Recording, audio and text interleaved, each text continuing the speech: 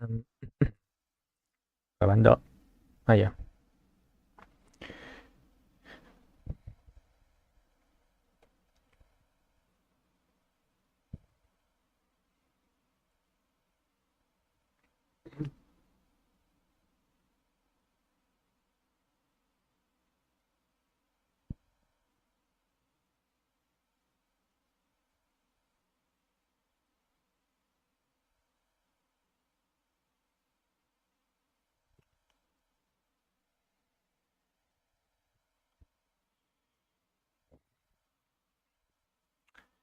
No sé qué mirar mientras manejo.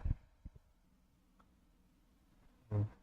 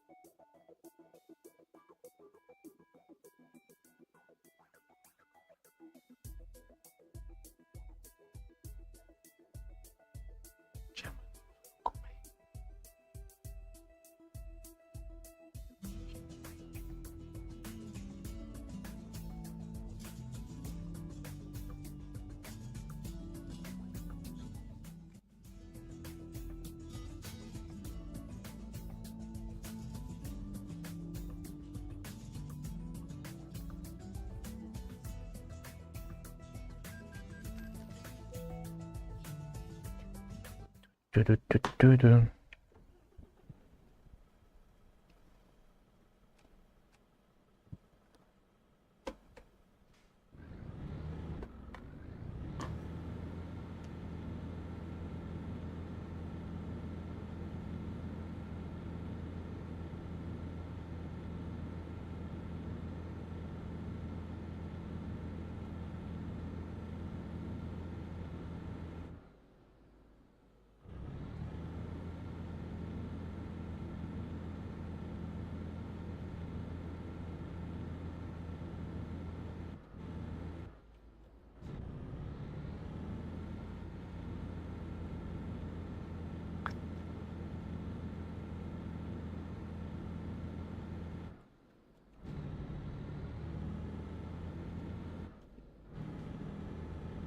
Ah, shit.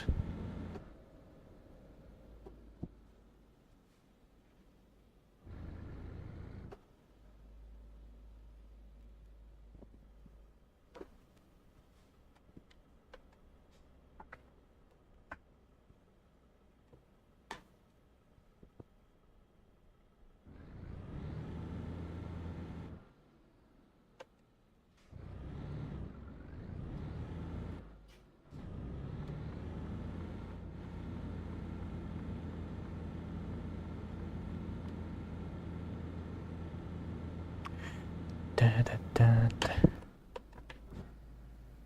Oh.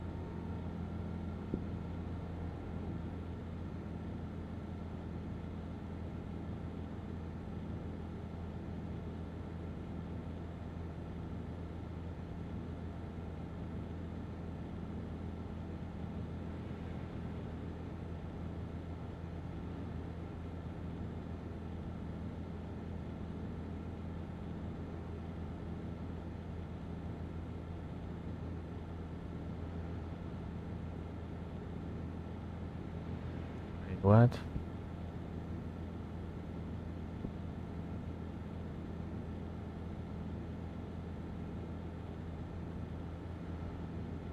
Ah, bueno.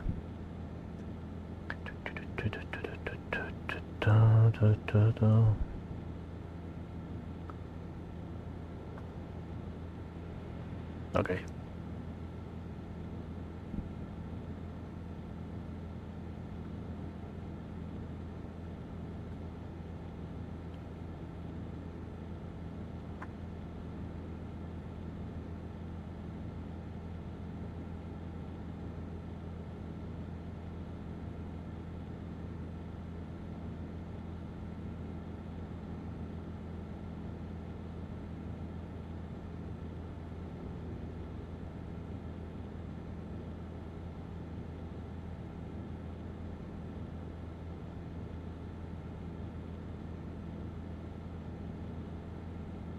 Da, da, da, da, da.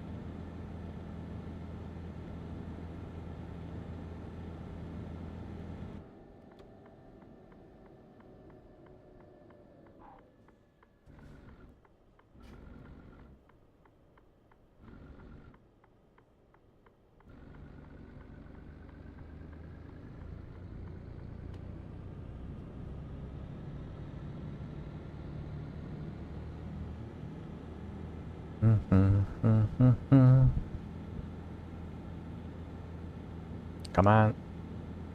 Yep.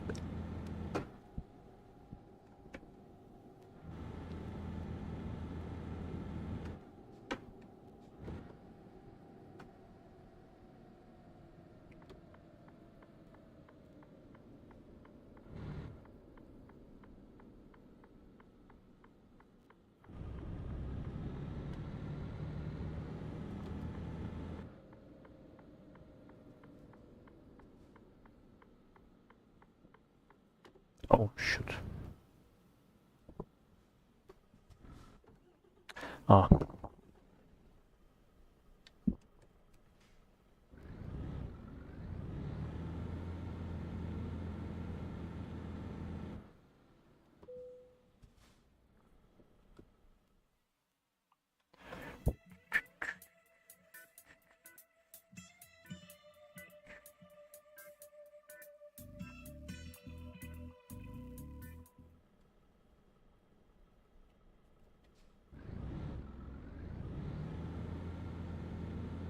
Oh, there.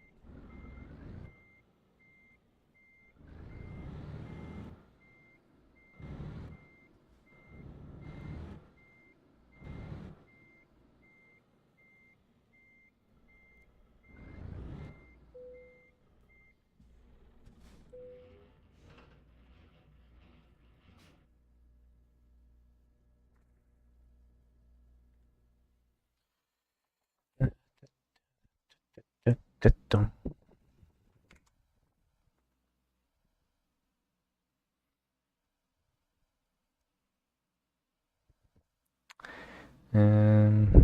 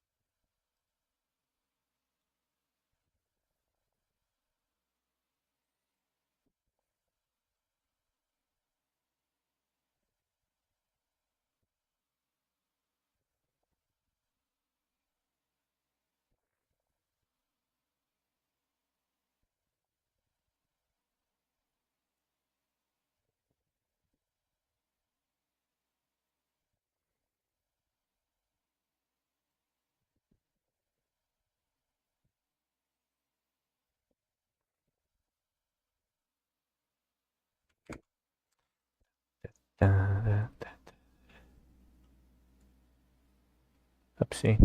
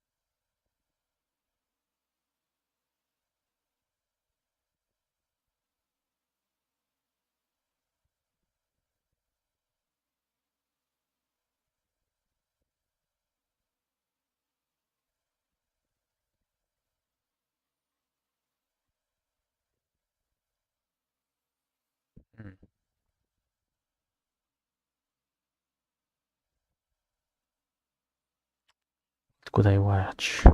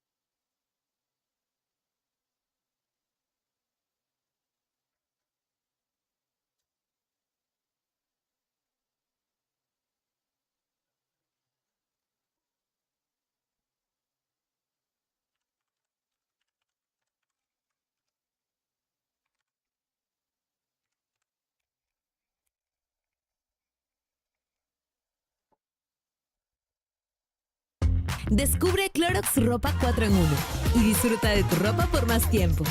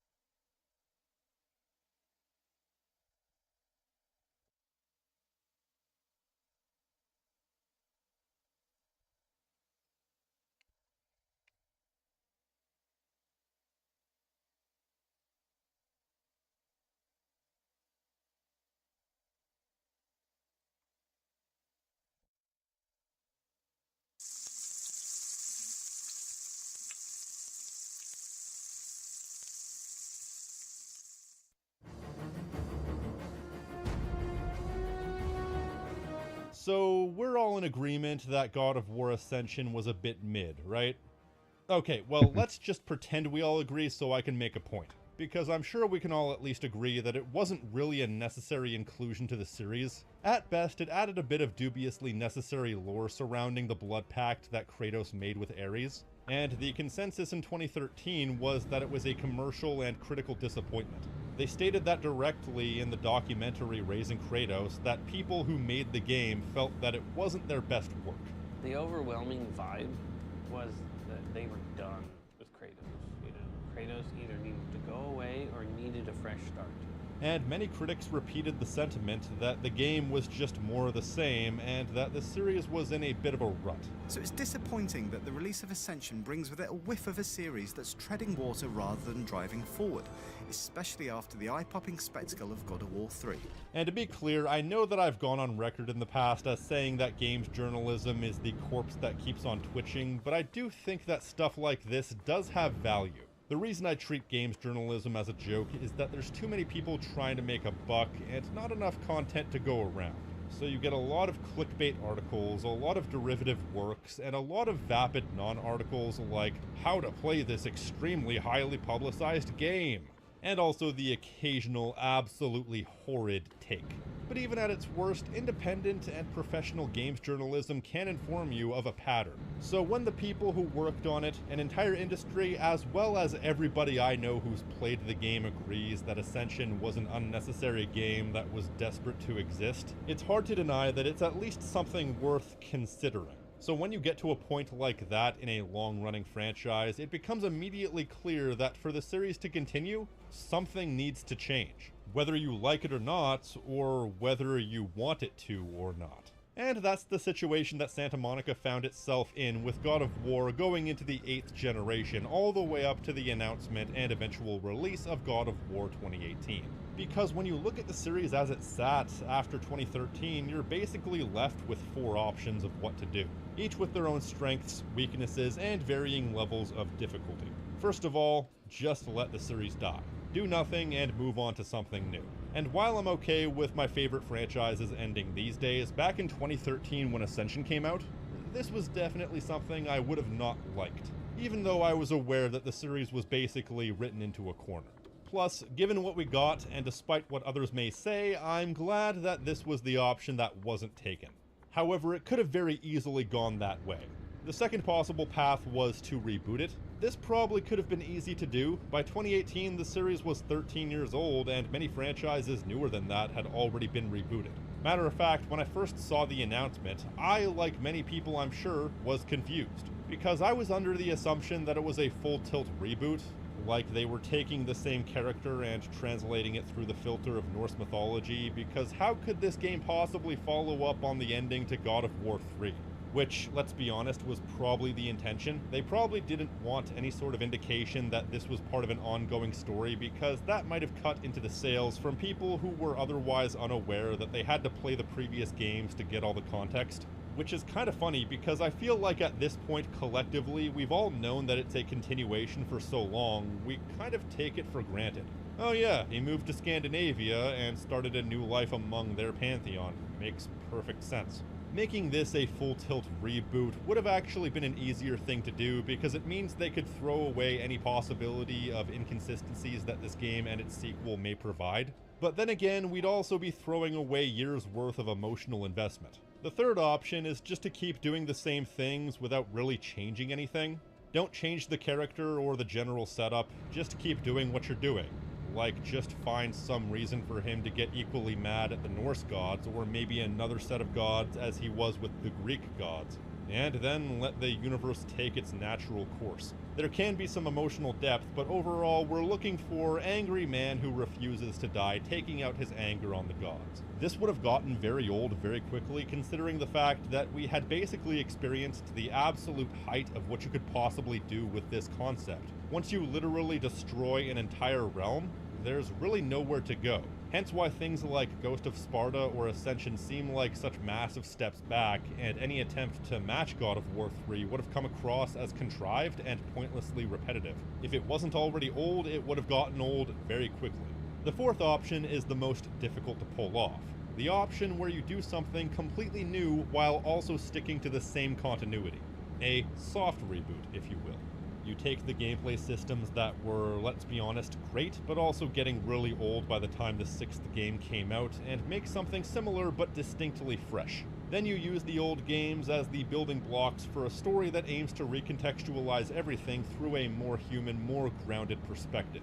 A risky move because you're not sure if it will turn out well, and you risk alienating a chunk of the fans. But in order to continue with a stale concept, you have to be willing to be bold in order to refresh it.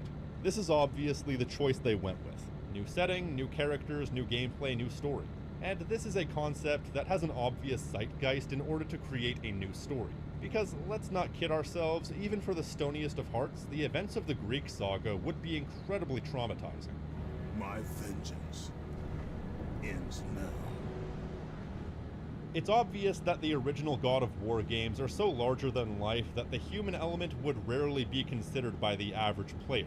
It's just a pure power fantasy. But then when you really stop and think about it, yeah, everything that happened would be really damaging. I think I've made the observation in the past that Kratos obviously has PTSD, but he also has too much pride to let what he sees as weakness slow him down.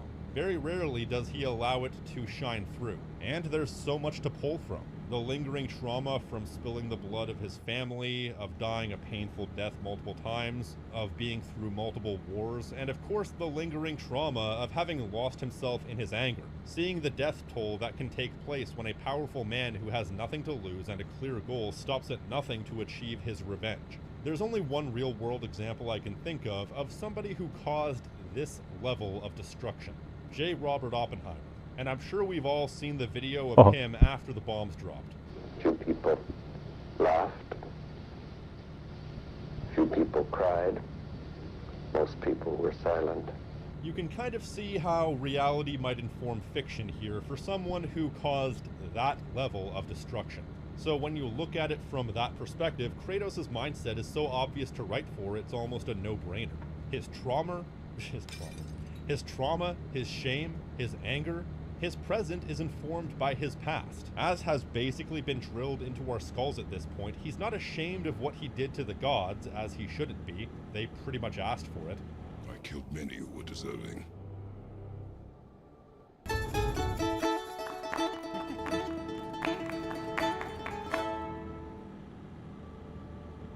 many who were not.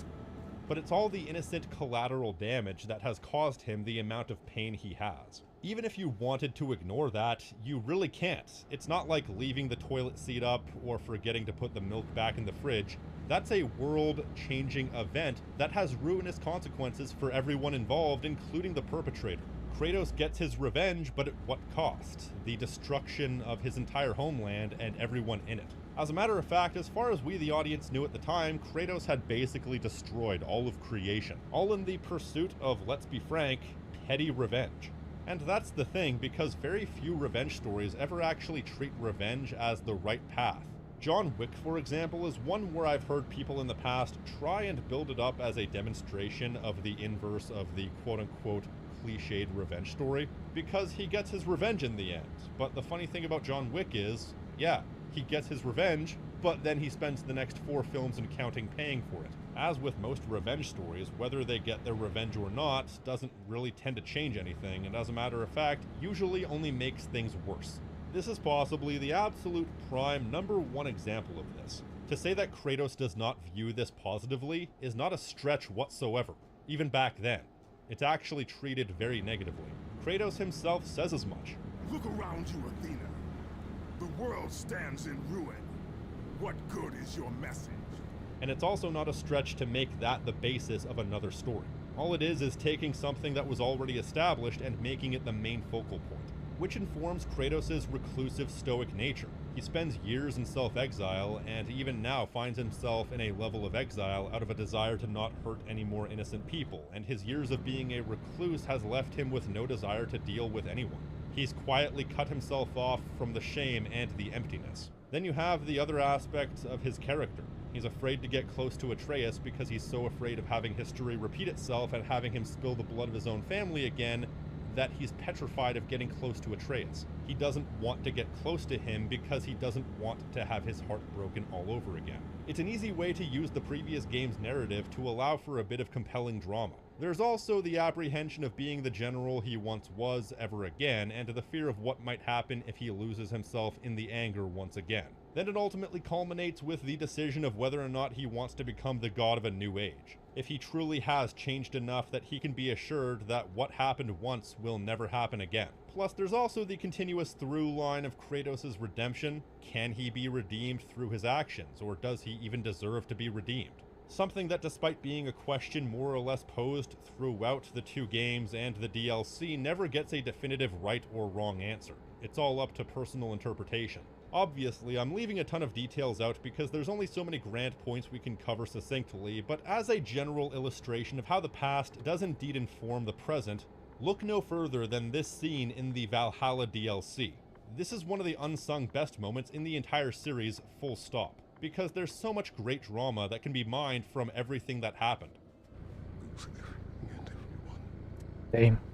There's to be enough to decide so that I do not become you.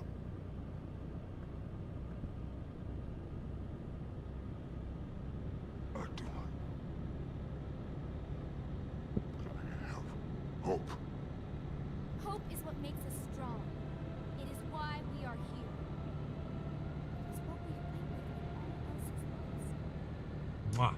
How can one possibly face a version of themselves that they hate with a visceral passion like this? I feel like when you play through 2018 Ragnarok and Valhalla, especially Valhalla, you really get the sense of the overall theme of the Norse games being, we are not the sums of our past. We may have been shaped by our past, but we individually have the ability to be better, to use our past mistakes as learning opportunities to make a better future for ourselves and the people around us. Because while living with your mistakes can absolutely suck, some mistakes are unfixable, and the only thing that you can do is be the best you that you can be in the future to prevent the same mistakes from happening again. You don't and you shouldn't let your past define you. Which kind of brings me to my overall point here. This is all an explanation as to why his character makes sense as a follow-up. In fact, originally, this was going to be a video about how Kratos' character, and just Kratos' character, needed the Norse games, but I realized it's a lot bigger than that. So there's a factor I have in the video title that I haven't really touched on in the video itself, and that's the fact that not just Kratos, but the entire series needed the modern God of War games. And that's for one simple reason. There was nowhere else to take the franchise.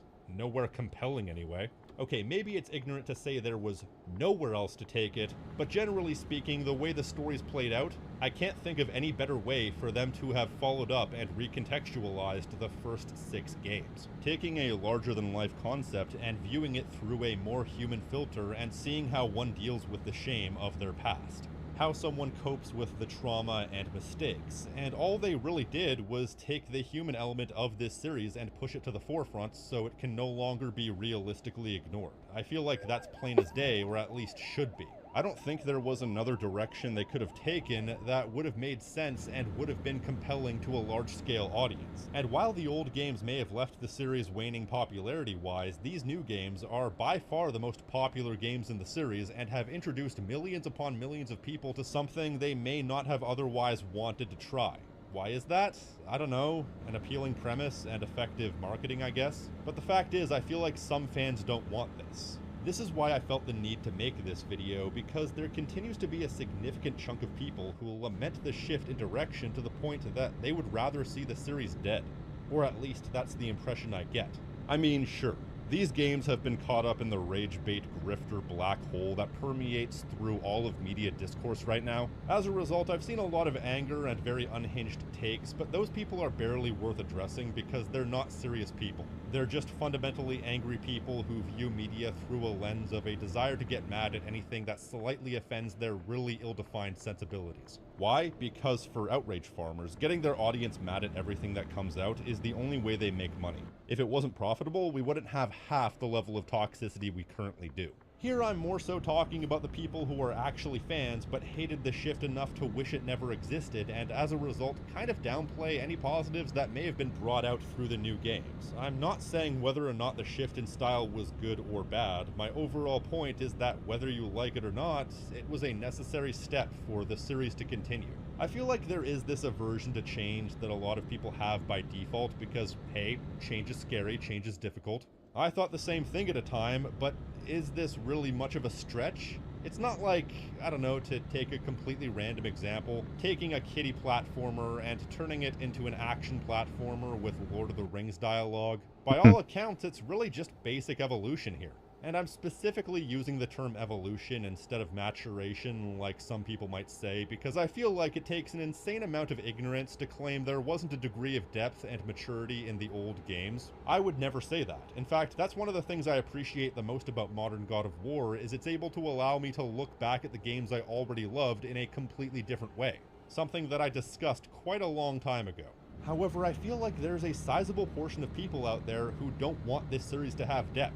They view it as nothing more than a vehicle for violence and gore, and feel like any sort of attempt at anything more than that in the old games or the new games misses the point. I've seen the term going soft many times. What? Such as with the series creator, David Jaffe. Yeah, he doesn't like where the series has gone, and I've said before and I'll say it again, I respect the hell out of David Jaffe because he's created some of my favorite games of all time. But with that said, the dude is fucking weird. Sometimes it comes across to me as someone who lives in a perpetual state of emotional arrested development and never really grew up in certain ways, therefore can only really view media through a very specific filter. I don't like taking shots at other people, and I mean no disrespect, that's just the impression I get. And it's sad to see someone who doesn't want to see their own creation escape that very narrow viewpoint of what he wants it to be, because anything beyond that is some sort of bastardization of his vision. But as difficult as change is, I think we should want the things we like to be more than what they are, more than a very narrow identity. Cuando eliges Clorox, estás Oh, God. apoyando a UNICEF por la educación del Perú. Conoce más en clorox.pe.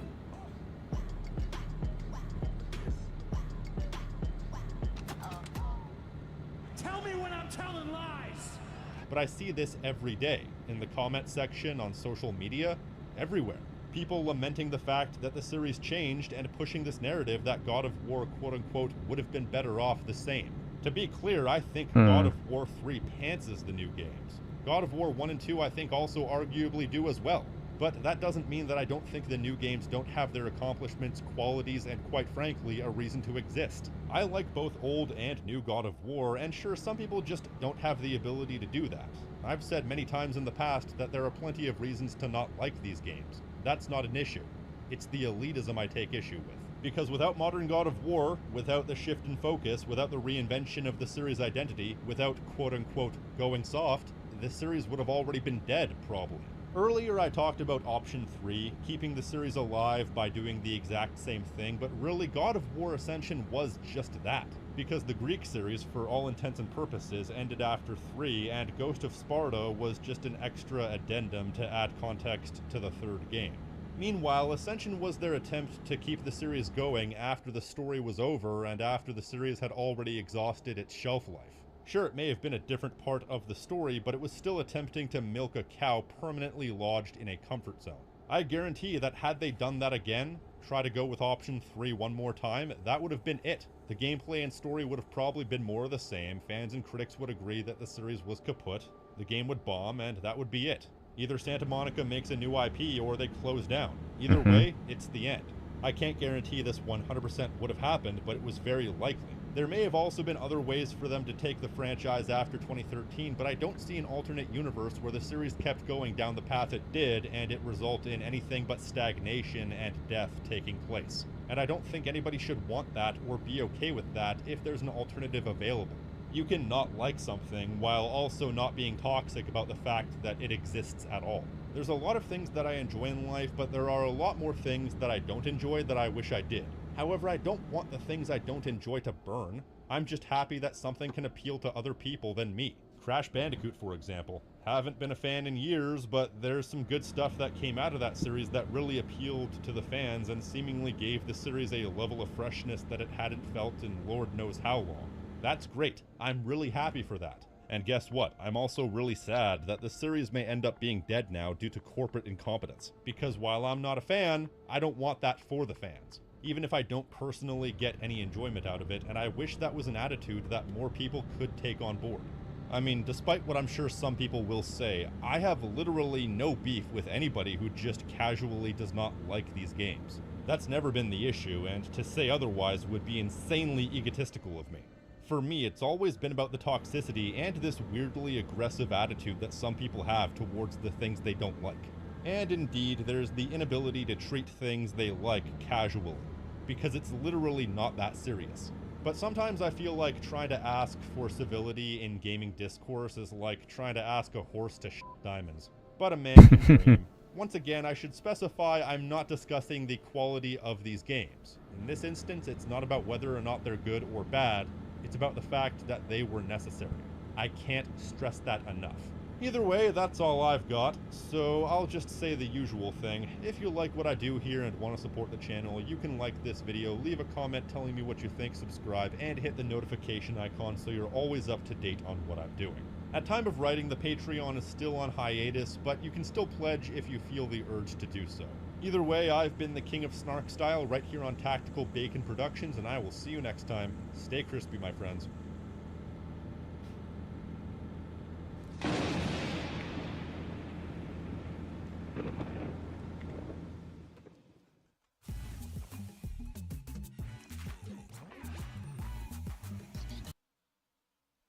Los infaltables para una lonchera aún más rica. Nuevo sachetón a tan solo 2 soles.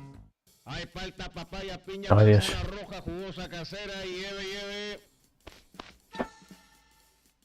Casera, si en casa tiene un plan claro.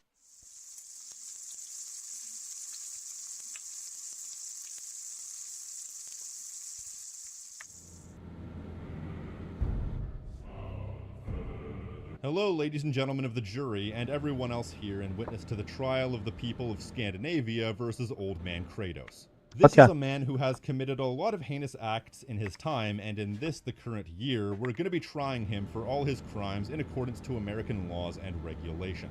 Now, I am neither a lawyer nor an American, so to those in the jury and all around the world, you are encouraged to add any additional charges that the court may have missed. Let the trial commence. Now, I would like to say, first of all, that the reason this video took so long, this trial took so long, was because, these games are massive. And canonically speaking, Kratos and Atreus, in fact, commit 100% of the acts within these games. They don't just do the story path. So compiling all these charges for these 2 games and the DLC has taken by far and away longer than the rest of the series combined.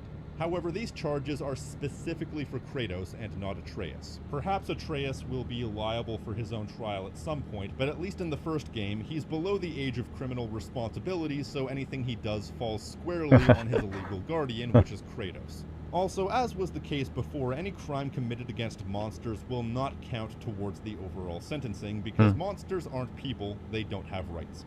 This includes such things as these repeated boss fights. The only thing we're counting are crimes committed against humans, humanoid beings, and animals. Also, seeing as this entire domain belongs to Odin, we will assume that every crime committed that doesn't involve living creatures, such as theft or destruction of property, will be a crime specifically against Odin.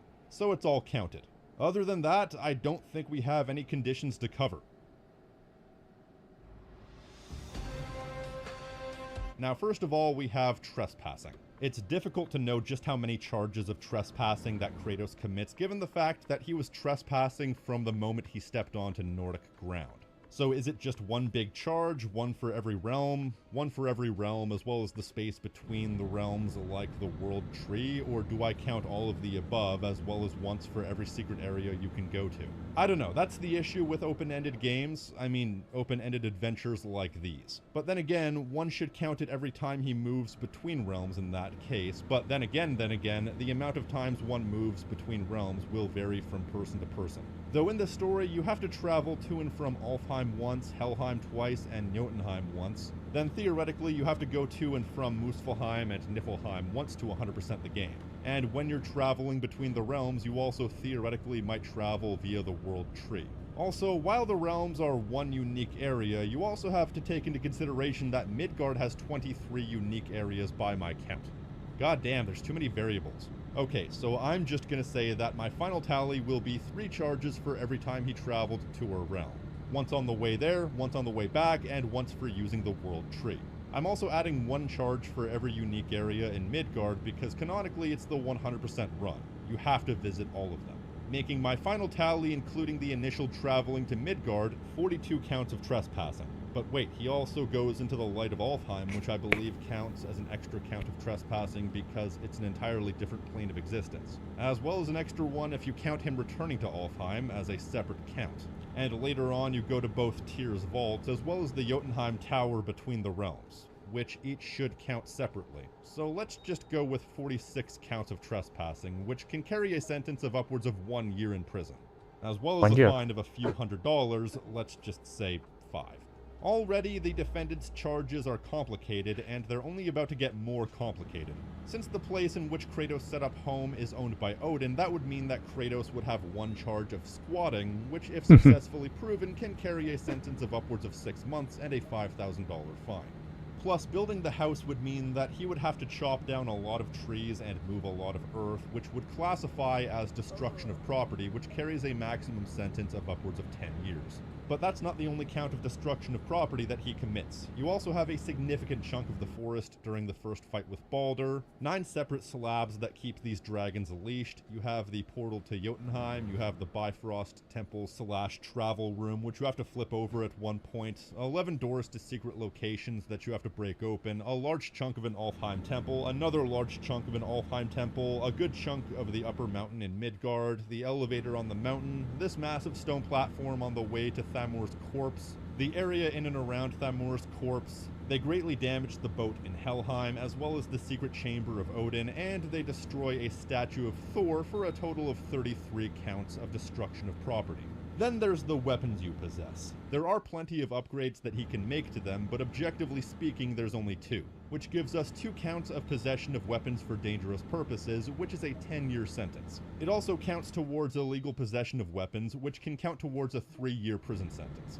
They also count as weapons of mass destruction, especially because at least one of them caused mass destruction, which is a lifetime sentence. Then there's the curious case of Faye. I'm pretty sure that in the modern day you're obliged to have a body looked at by a medical examiner or a coroner to determine the cause of death and make sure there's no foul play. But I can't seem to find any info on that law and what breaking it would result in. So I believe that's up for anyone else to figure out if you feel so obliged, though he's starting a fire on someone else's property, so I believe that would count as 1 count of arson, which can carry a sentence of upwards of 14 years. Also, immediately following this, Kratos and Atreus hunt without a license, and they do so once again later on in the Witch's Woods, which can result in a sentence of 1 year and a $2,000 fine per offense. Then we have charges of theft. I've heard differing opinions on this matter, but apparently felony theft can land you upwards of 20 years in prison. However, petty theft can land you upwards of a year in prison. Now, there is a lot of theft in this game, and it's hard to know exactly what the value is of each individual pickup. So to make it easy, I'm just gonna say that standard pickups like treasure will count as petty theft, and major priceless artifacts will count as felony theft. In layman's terms, major game items. As for standard items, thanks to this handy-dandy interactive map, I was able to figure out the amount of items in this game that he can steal. The total I came to was 117 wooden chests, 117 stone chests, 51 legendary chests, 22 Nornir chests, 12 pieces of the Dew of Yggdrasil, and no less than 294 individual hack silver pickups. Not sure if the hack silver should count, seeing as those are just discarded items that people leave laying around. It's like finding a $5 bill on the ground. You're not stealing it, it's just there for anyone. But even without it, that's still 319 counts of petty theft. So he's already nailed to the cross in that regard. And as for felony theft, well, they steal the Light of Alfheim, they steal the stonemason's chisel tip, they steal Mimir's head, which is pretty valuable, same with that dragon tooth. Kratos steals the heart of that troll, and while trolls aren't human, and therefore this doesn't count as murder, the heart of the troll is still considered a very valuable item. That also goes for the Winds of Hell. He takes that jar of wine from Odin's treasure trove, that's gotta cost a mint. Then there's the Unity Stone, the whetstone from the Raiders, that knife in that dead guy's back, Avardi's hammer, 3 separate stronghold keys, 9 Valkyrie helmets, and I think the only other example of felony theft would be Mimir's other eye, which is also considered quite valuable. So all in all, I believe that's 26 counts of felony theft. They also steal a giant-ass boat in Helheim, so the prosecution is counting that as 1 count of Grand Theft Auto, which is a maximum sentence of 10 years. And now let's get to animal cruelty. First of all, we have 51 of Odin's ravens, counting for 1 charge apiece, and we have that hog that Atreus shoots at the behest of Kratos, that dragon with the indecipherable name, and that other dragon that Baldur flies in on, for a total of 54 counts. A charge that can carry a sentence of upwards of 7 years in some places. Then there's the case of prison breach, an offense that can carry a sentence of upwards of 10 years in prison. We have 3 dragons and Mimir accounting for 4 counts, as well as 1 count of attempted prison breach when they attempt to break Freya into Alfheim, which can carry a sentence of upwards of 2 years. In the beginning of the game, when Baldur shows up, Kratos threatened him, and uttering threats is an offense that can carry upwards of 2 years in prison.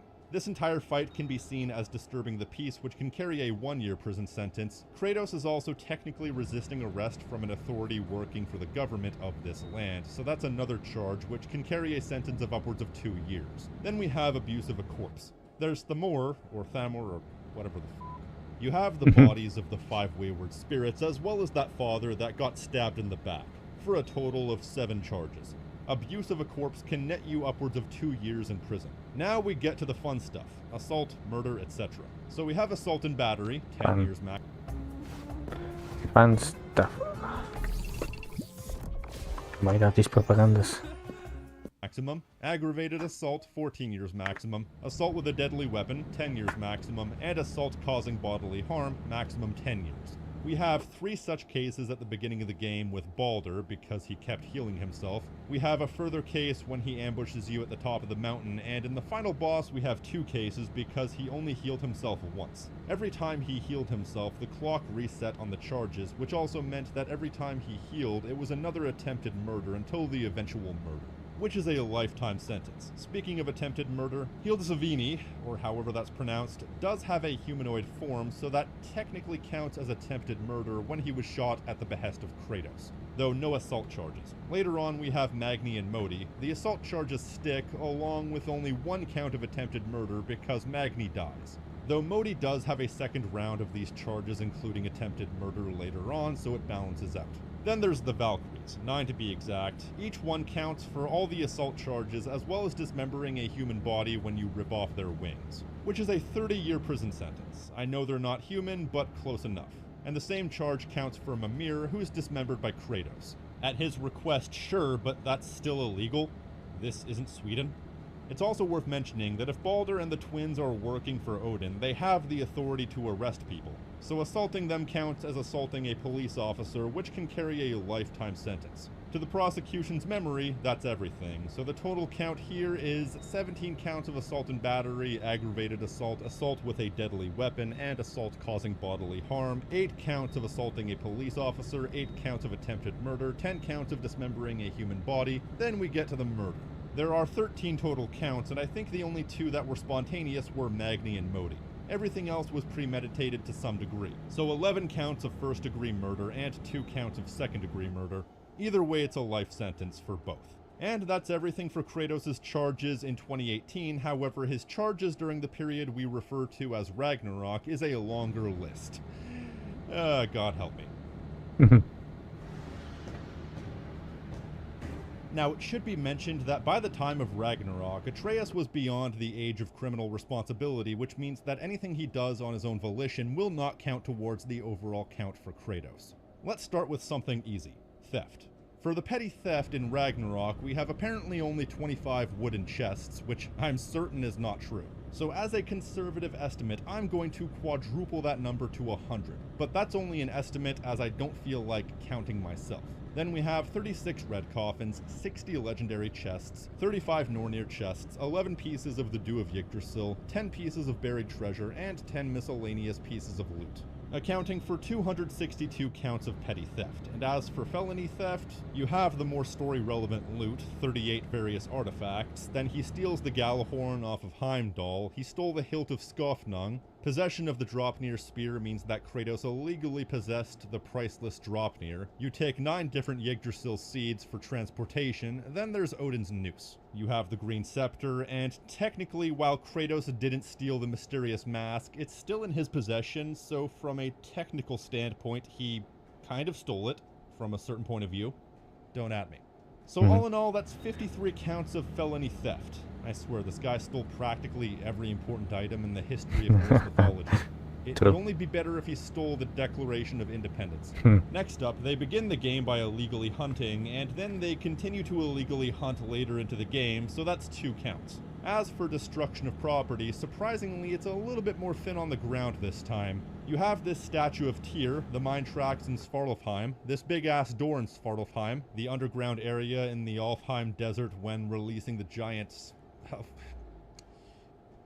jellyfish, and there are 2 of those. Then you have 3 mining towers, Freya's realm roots, 17 slabs controlling phantoms, several parts of Helheim, the dam, and Asgard as a whole. And quite frankly, I don't know how many specific counts the destruction of Asgard would count for, so let's just say that's all one big charge, since we have more than enough to nail him to the cross. So all in all, we have 30 counts of destruction of property. Then there's also the instances of breaking and entering, of which I counted 7 specific instances. The mines of Svartalfheim, the underground areas of Alfheim, as well as the Elven Temple in Alfheim, the Elven Sanctum in Alfheim. Starting to feel like Hank Scorpio talking about hammocks. There's the hammock hut. That's on 3rd. There's Hammocks R Us. That's on 3rd too. You got Put Your Butt There. That's on 3rd. Then we have Freyr's Camp and the Vanaheim sinkholes. Breaking and entering can vary depending on time of day and intent, but can see you face upwards of 2 years. So let's just go with that. And speaking of breaking things, we once again have to address prison breach. This time, Kratos and his companions break Tyr out of prison not once but twice. One of them was even the real Tyr. Then Kratos frees Freya from the bonds that kept her bound to Midgard. Then Kratos assists in the prison breach of Freyr, where a lot of destruction of property happens around him, but very little of it can be attributed to him. Then there's Brigir, the man responsible for what is still to this day the most hilariously nonsensically dramatic sacrifice scene ever. Seriously, when he ostensibly sacrifices himself, I don't even think there was a single mandatory conversation you had with him up to that point in the entire game. Either way, you save him from the Alfheim sinkholes, which is a sort of prison. Finally, there's the giant fish island that has a name that I cannot hope to pronounce. Normally, I feel like I can get away with these sort of things, but in this case, it's just too arcane. So that accounts for 6 counts of prison breach. But you can't break someone out of prison without trespassing, and once again, we have to try to calculate the number of trespassing charges in this game. Basically, what I did was I calculated the absolute, and I mean absolute, minimum amount of times you have to travel from realm to 100% the game. Every time he transitions from realm to the world tree, to the realm between realms, back to the world tree, each transition counts as a single individual count of trespassing. So through my extensive and tedious research, the number I came up with is 63. The absolute minimum amount of times you need to travel around from realm to realm. And even then, that might be a conservative estimate because I don't remember if during the post-game if you have to travel to different realms multiple times to do quests and whatnot. Unfortunately, since I counted the individual regions of Midgard as specific areas last time, I'm also obliged to do the same here. And this time I counted 12 specific regions in Midgard, bringing the total up to 75. Fiddle-dee-dee. With that said, however, the court is undecided as whether or not they should count the realm between realms as an instance of trespassing, because while the Allfather rules over all the 9 realms, so technically it could be argued that Brock and Sindri only live here because he allows it, it also is distinctly their home. So it's like this picture right here. We'll just say it counts, but if the jury decides to nullify those charges, just subtract 9 instances of trespassing from that number. Then there's abuse of a corpse, with the 5 casualties of war side quests, 13 separate berserkers, and Garm is technically undead, and that thing comes back to undeath 3 times for 3 counts, bringing the total count to 21.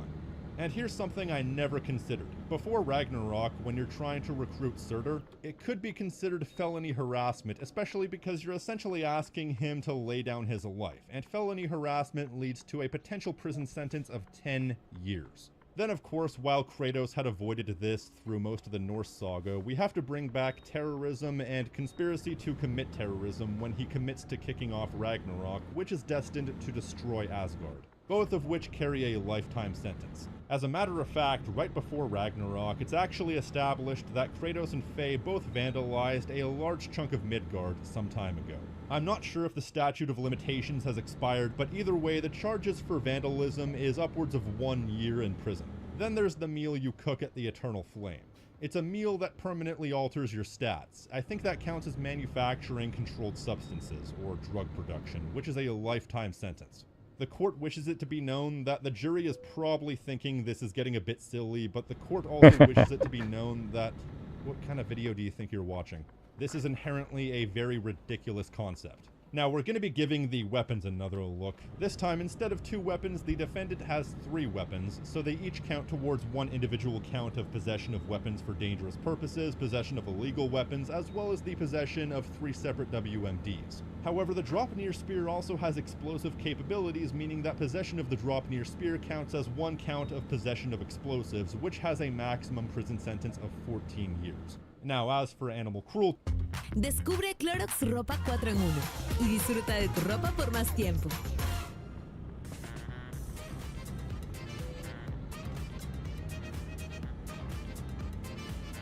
Oh boy. No. Shit. And boy, isn't that a fun sentence. We have plenty. The monster Nidhogg, Garm, and in this case it's technically 3 counts because he's killed and revived twice. Then there's the 2 sled dogs. I mean, can you really look at me in the eye and say they weren't overworked sled dogs? Then you have Atreus in his bear form, the Huntress, Heimdall's mount Gultipur, 5 dragons, 4 mounts when dealing with the Einherjar, 48 of Odin's ravens, 6 Trekkie, and a partridge in a pear tree. Not really that last one. For a total count of 72 individual counts of animal abuse. And as a matter of fact, technically because Atreus is both Kratos' child and an animal in this case, that also counts towards child abuse, which has a maximum sentence of 10 years. I was also going to include Atreus running away as child abandonment, but there's no way for Kratos to have stopped him. Although he does agree to let Atreus go back to Asgard later on, so screw it. Let's just say that's 1 count of child abandonment. And that's a potential maximum sentence of 25 years. Finally, Kratos threatens Odin and Thor at his house, and later on threatens Odin once again for 3 counts of uttering threats. And his insistence on refusing peaceful conduct gives us 1 more count of disturbing the peace. And that brings us to our final of many charges, assault and murder. So when it comes to the big 4, assault and battery, aggravated assault, assault with a deadly weapon, and assault causing bodily harm, we have Freya twice, Thor twice, Atreus that 1 time, Cursed and Mist, Gná, Heimdall, and Odin. So right off the bat, we have 10 counts of each. With that said, however, we also run into a bit of an issue in that there's a definitive amount of humanoid minor enemies that we have to fight, particularly with the Raiders and the Einherjar. When it comes to the Raider camps, I'm not sure if they're humans, but they're at least humanoid enough to pass for human, and there is a finite amount of them. Plus, unlike a lot of the creatures you encounter in either of these games, this is not something that can be classified as self-defense, even in the loosest sense. This is a situation where you're actually running into a Raider camp and killing Raiders unprompted. Why? Well, because they abuse and eat wolves, which in all honesty makes this perfectly moral, but morality and legality are not the same thing here, unfortunately. So we still have to charge Kratos for murder. I'm an animal lover, so that hurts. Still, I counted 29 Raiders through the 4 camps, though the jury is encouraged to count for themselves because the prosecution may have missed a few. The Einherjar are a difficult thing to quantify though, because they are definitely human enough to be considered for an attempted murder charge, and there's a finite amount of them. Before and during Ragnarok, any Einherjar that are killed will immediately be brought back in Valhalla, so technically there's no killing them. That is until the end of the game when Asgard is destroyed and you have to send the Einherjar back to the afterlife permanently. So I thought that it would be most accurate to count the amount of surviving Einherjar as the number killed. Unfortunately, there's definitely more to the number because while the post-Ragnarok numbers are definitive, there's also at least 1 instance where the Einherjar can call for backup, something that the prosecution stopped from happening. Without backup, the total number of Einherjar is 50, and I don't think there was ever a point in where we saw 50 Einherjar at one time. So that could very well be the army of Odin right there, although with the backup, why don't we just guesstimate and push that number up to 60? However, because every time you kill an Einherjar, they come back in Valhalla, trying to quantify the exact amount of times that you assaulted any one of the Einherjar individually is too much of a mindfuck. So let's just say the prosecution nullifies all charges that happened before Ragnarok. I mean, in most of these cases, the self-defense argument could be used. The prosecution has nullified the self-defense argument for most of these individual charges on account of the fact that we're a biased courtroom, but with that said, in this case, we're willing to make an exception. So let's just say the number is 60. That brings everything up to 99 counts of assault and battery, aggravated assault, assault with a deadly weapon, and assault causing bodily harm. Also, since Thor, Heimdall, as well as the 3 Valkyries we fight are technically government employees keeping the peace, each one of them counts as assaulting a police officer, meaning there would be 6 counts of that. Also, despite there being a lot of murder in this game, I can only think of 5 separate instances where, legally speaking, something could be considered attempted murder in the sense that Kratos fights someone but doesn't kill them. Thor twice, Freya twice, and Odin. However, once we get to the murder charges, the numbers are quite different. Both the Raider camps and the surviving Einherjar fights are premeditated, so those count as first degree, as does Gná. Really, the only 3 characters I can think of whose murder wasn't premeditated would be Cursed, Mist, and Heimdall. Everyone else either doesn't die or are killed by someone else. However, we also have to consider Surtur, who we do kill, but it was voluntary. However, once again, this isn't Sweden, so that type of thing isn't legal. So that technically makes this another case of first-degree murder. So that brings us to 90 counts of first-degree murder and 3 counts of second-degree murder. Plus Heimdall and one of the Valkyries was also dismembered by Kratos. Then you also dismember all the Berserkers, and I'm not sure if that counts because they're already dead. Why don't we just say they do? So that brings the total count up to 15. And that's it for Ragnarok. The prosecution would just like to say for the record, holy fuck. And then we have the Valhalla DLC. I mean the Valhalla portion of the defendant's charges. And this is where things get a bit tricky. By this point, the authority of the land had been overthrown, and Kratos had a high position in the government as the heir apparent to the throne of the god of war and right-hand man to Freya, who is seemingly the de facto leader, which means that as far as Scandinavia is concerned, I believe that he has diplomatic immunity from all charges once Odin is defeated. Well, let's just say for the sake of example that he doesn't. What would he be charged with? Well, obviously, he has one count of trespassing. Given the fact that he's going to the Forbidden Lands to get into Valhalla, then his initial entry into Valhalla is considered breaking and entering. For much of the DLC, that's really the only thing that he can be charged with, because a lot of what happens in the Valhalla DLC is an illusion within Valhalla. So most of the hypothetical crimes he commits aren't actually real. Even his weapons functionally disappear before entering the area. But there are a few more things. He does tangibly damage Valhalla at one point, which causes the entire thing to break, which I believe counts as destruction of property. Then there's the tier boss fights, which I'm pretty sure is legitimately tier and not some sort of illusion. Now, this is a consensual fight between two gods of war, but if we're really trying to nail Kratos to the cross here, then we can count each boss fight as an individual case of felonious assault. Meaning 4 counts of assault and battery, assault with a deadly weapon, and aggravated assault, though no bodily harm, which is good for tier. I mean, frankly, he literally asked for it. I mean, literally asked for it. So in a sane world, the charges would be dropped, but this is not a sane world.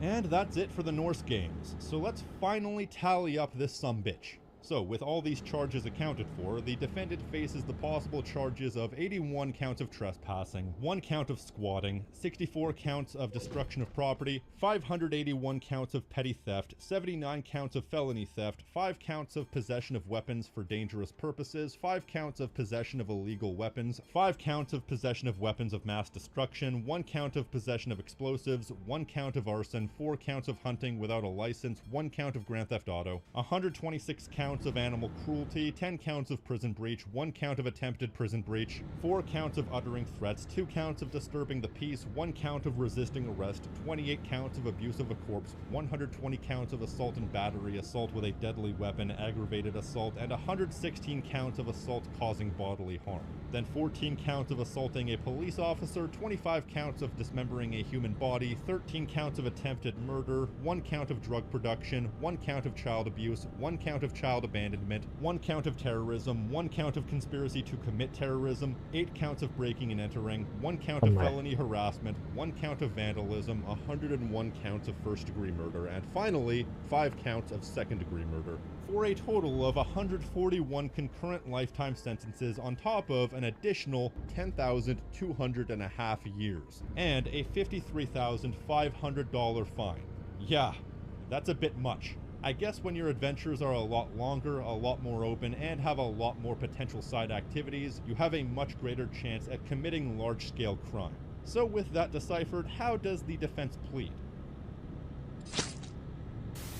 Alright, so the prosecution is dead, so he's just gonna go through his usual checklist. If you enjoy what the courtroom produces and wish to support it, you can like this video, leave a comment telling us what you think, subscribe, and hit the notification icon so you never miss out on a courtroom battle like this. The Patreon is still on hiatus, but you can feel free to pledge if you feel so inclined. Otherwise, this has been the Courtroom of Tactical Bacon Productions, and we will see you next time. Stay crispy, my friends.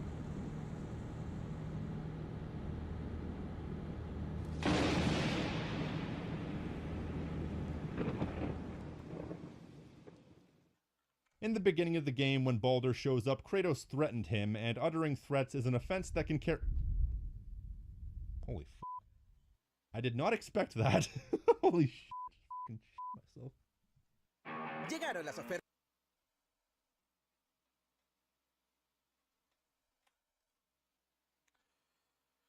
Oof. That's too much.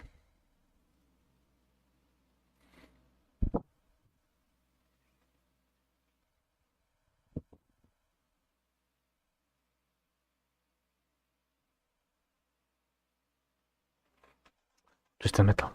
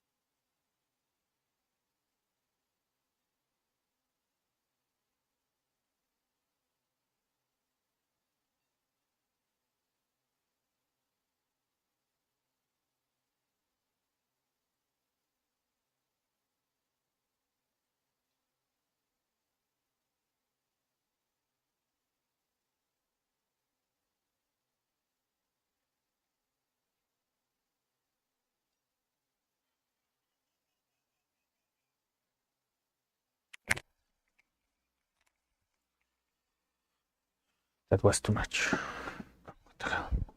Okay, Twisted Metal.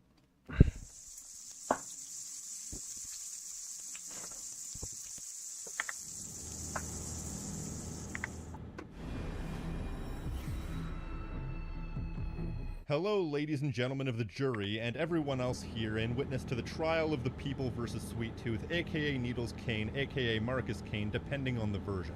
This is a man who's committed a lot of heinous acts in his time, and in this, the current year, we're going to be trying him for all his crimes in accordance to American laws and regulation. Now, I am neither a lawyer nor an American, so those in the jury and all around the world are encouraged to add any additional charges that the court may have missed. Let the trial commence. However, before we start, I would like to call a short recess to talk about today's sponsor, CookUnity. CookUnity is the first chef-to-customer platform delivering freshly made pre-selected meals straight to your door every week. With a model built on maximum convenience, you can pick from hundreds of different meals, each attached to a different chef from around the country, or let them choose for you based on your taste preferences, such as Chris Rattel's Rainbow Grain Salad with grilled salmon, or Soy Filet Schwader's Hoisin grilled chicken thighs. I hope I said that name correctly. Personally, my favorite is Jose Garces's short rib mac and cheese. They're easy to prepare, with most being ready in 5 minutes of prep. Plans start for as little as $11 reduce a meal. They're flexible, so you can order as few as 4 meals or as many as 16 meals a week, and it's commitment free, so you can skip a delivery, pause your subscription, or cancel at any time, no questions asked. And if you're not convinced, you can follow the link in the description to cookunity.com/bacon50, or go to cookunity.com and use my code BACON50 at the checkout to get 50% off your first order. So what are you waiting for? Experience the quality and convenience of CookUnity today. I'm Buddy Peacock, and I approve this message. Thank you to CookUnity for sponsoring today's video. Now back to your regularly scheduled courtroom drama. First of all, the court wishes it to be known that no implicitly broken laws shall be counted here.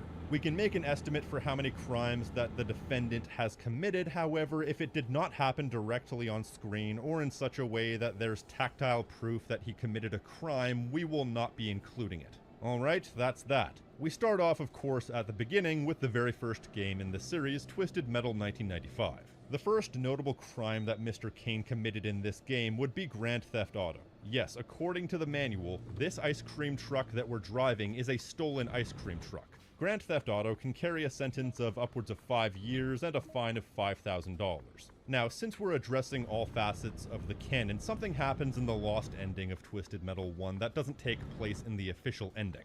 And that's kidnapping. Now, to be clear, I don't know who the f*** this is. I mean, I know who the actress is, but I don't know who the character herself is. I'm sure there would be some additional context had this made it into the final game. However, she was definitely kidnapped for one reason or another, and kidnapped... Saber que abasteciendo al por mayor, el precio por unidad baja más. Es inteligencia ahorradora. Chamba 100% remota, Ay, beneficio buenazos y el único top team. Eso es TP. TPjobsperu.com. carries a sentence of 20 years to life, and since we're really trying to nail this guy to the cross, let's just say life in this case. Alright, now let's move on to the fun stuff. First of all, there's the obvious reckless driving, which depending on whether or not someone is harmed can result in differing sentences, and people are definitely harmed during these sequences of reckless driving. And in that case, the sentence can be upwards of 10 years. I'd say each individual segment of gameplay counts as one count of reckless driving, and so that counts for 6. And given all the weapons that you use, there's also possession of explosives, which can carry a sentence of upwards of 10 years, and also some of these weapons classify as firearms, and illegal possession of firearms at a federal level can carry upwards of 10 years in prison, as well as a $250,000 fine. Then we have vehicular manslaughter, which is a tough one to specify as far as the number of offenses, considering that this entirely takes place within gameplay. What I mean to say is, there aren't any eyewitness accounts of a specific number, but there is a definitive testimony that vehicular manslaughter has taken place. So we can only say that there are several cases of vehicular manslaughter, which carries a sentence of upwards of 15 years. And then we have destruction of property. Now, if we're going with the idea that Sweet Tooth did in fact win the tournament, he had to destroy 12 other playable vehicles, each of which are valued quite high, and therefore each count as an individual case of destruction of property, which can carry a sentence of upwards of 10 years, as well as a fine 3 times the value of the property destroyed. It should also be mentioned that the whole of Los Angeles was also greatly damaged during this tournament, but it's unclear how much of that is specifically Sweet Tooth and how much is based on the actions of the 12 other competitors. So we can't quite nail down any sort of sentencing in that case, but we have more than enough here to have the charges stick. Now, the instances of murder are where things get a little bit shaky, because while these tournaments are fought to the death, that's always been the shakiest part of the chronology, is that despite obviously dying, most of the characters find their way back to the games at least once. I feel like the explanation there is somewhat simple, though, if you really think about it. If we're acting upon the chronology where a single character, in this case Sweet Tooth, is winning every competition, that means the characters who don't come back are classified as murders, whereas the characters that do come back are classified as attempted murder until such a point where they stop coming back. In this case, Angela Fortin, Agent Stone, Commander Mason, Scott Campbell, Captain Spears, and Dave don't show up again after this, although it should be mentioned that Scott Campbell's already dead, so that doesn't count. There's not even a body, as he's a ghost, so you can't even count it as any sort of abuse of a corpse. Meaning this counts as 5 first-degree murders and 7 counts of attempted murder. First and second-degree murder carry a maximum of a life sentence, and attempted murder carries a maximum sentence of 15 years. You may say that because everyone signed a contract and agreed to be in the competition, that contractually precludes Needles from criminal responsibility when it comes to killing the other competitors. That's bullshit. Contract law only applies if the contract is legally enforceable. Just because somebody signed a contract saying that they agreed to the possibility of being murdered, that doesn't mean murder is illegal. That just means that Calypso himself is also liable to the potential of being charged for murder for having organized the event. In fact, I'll say this much, perhaps one day I'll do a video like this for Calypso. However, as far as attempted murder, it doesn't quite stop there, because in the Lost Endings to Twisted Metal 1, Sweet Tooth opens fire on Calypso, his goons, and his hoes. I count 7 people here, and the 2 himbo gunmen appear to die before the kidnapped woman puts a stop to Sweet Tooth's rampage, and it seems to be spontaneous, making it second-degree murder, which means he committed an additional 5 counts of attempted murder, bringing the total count up to 12 counts of attempted murder, 2 counts of second-degree murder, and 5 counts of first-degree murder. I guess it's up for debate as to whether or not the contestants count as first or second degree, because on one hand, there isn't any personal connection with these characters and no real motivation beyond winning the contest. However, at the same time, he's knowingly signing up for a demolition derby fight to the death, knowing that the possibility of death is a very real thing.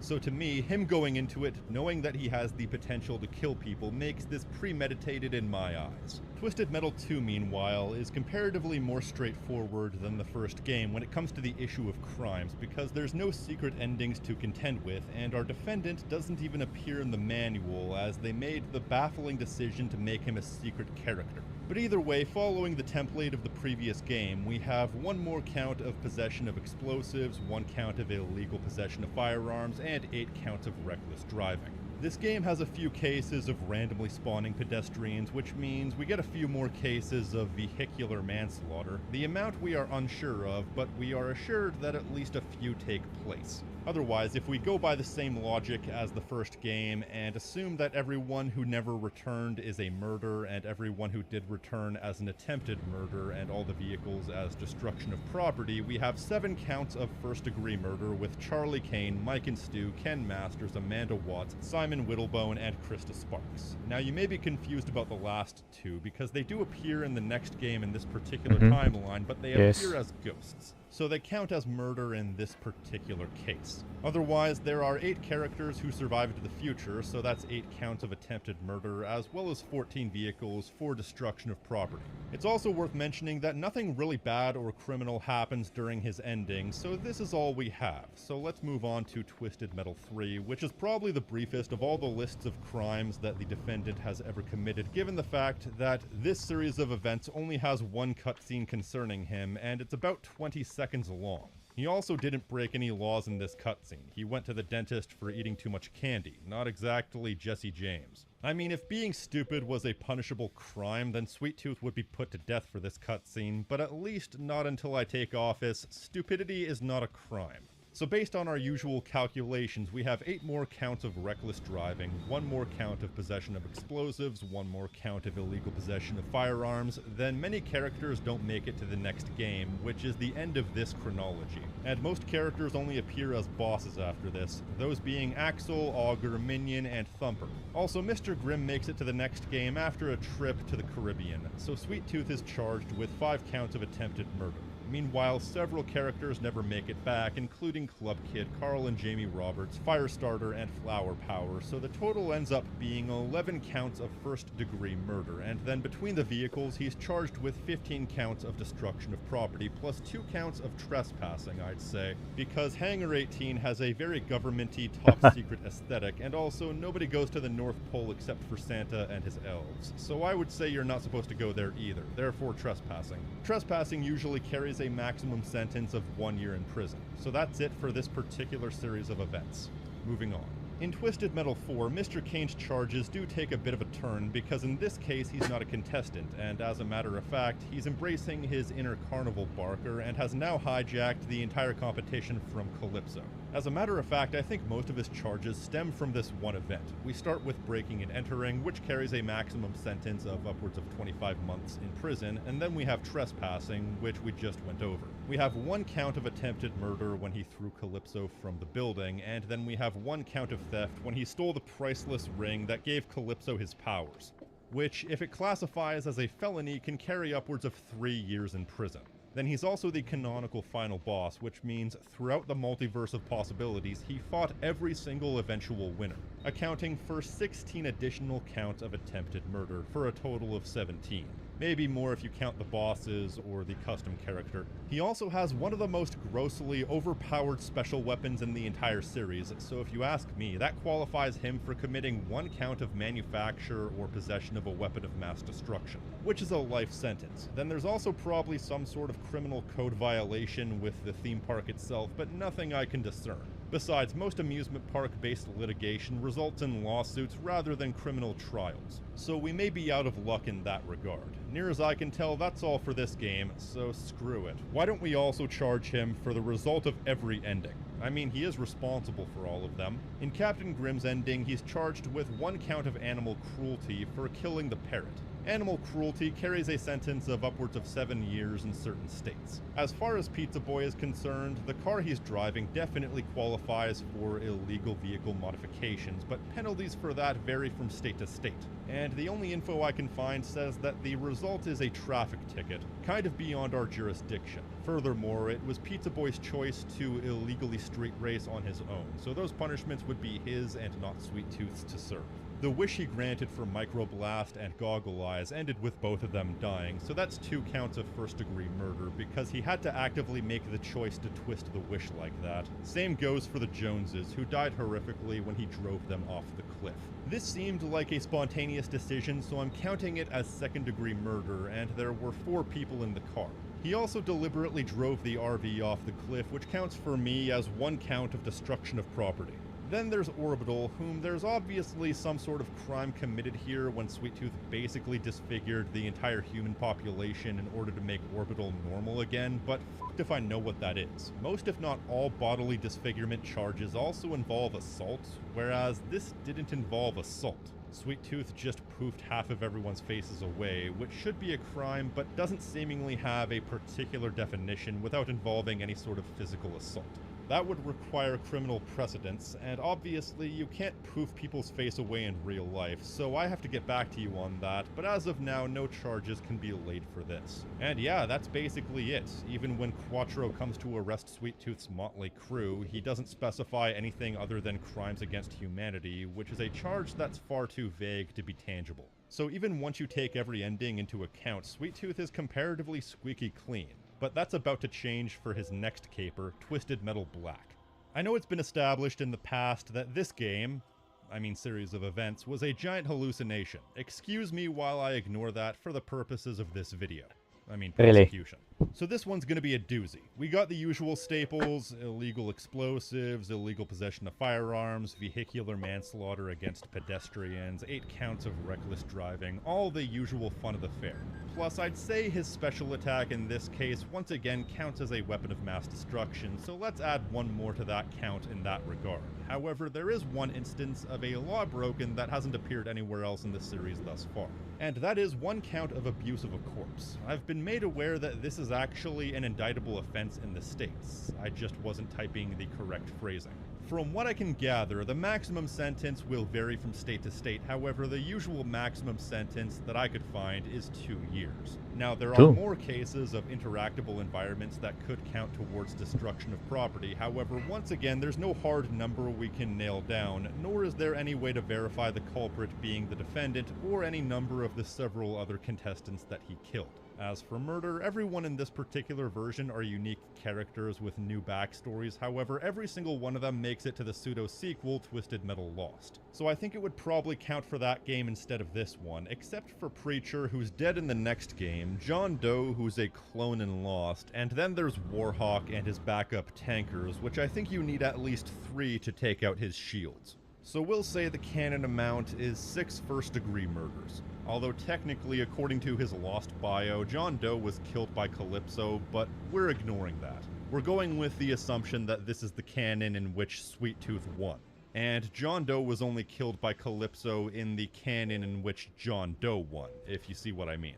But that's about as far as his official premeditated murders go. And if you add up all the canon destruction of property, it makes up for 18 counts of destruction of property between the competitors, Warhawk, and the 3 tankers. Now on to second-degree murders. It's noted in the manual that he does have some people that he specifically hunts down, but more often than not, it's entirely random. And for every other kill in the game, we don't really know if they were premeditated or not, so we have no other choice but to assume they weren't. We have the unnamed male who's killed during Sweet Tooth's opening cutscene via soundbite. Please, no, I got a family. Shut up and bleed, you motherfucker. We don't know if this was one of the people that were noted as being killed in one of the several newspapers, so we'll say he isn't, just to pad the numbers. Then we also know that the defendant admitted to killing Axel's wife, or son, in the non-canon beta cutscenes. Then Calypso is killed in the final cutscene when something happens to his head. One moment it was cut off, then the next it's still fully attached. I looked through the manual and found a newspaper clipping dated for October of 2000 stating another day another murder, so we can add that to the list of verifiable murders. Although this does raise an interesting point that it seems to be an almost daily thing, but until we have some sort of hard stat to that effect, we can only count the ones we know about. We would need to have more information, such as what the first day was that a murder took place, in order to track the exact amount, and we'd also have to verify that this newspaper headline wasn't an exaggeration. And finally, we have to talk about his middle cutscene. Holy crap, his middle cutscene. First of all... Hey, classic that.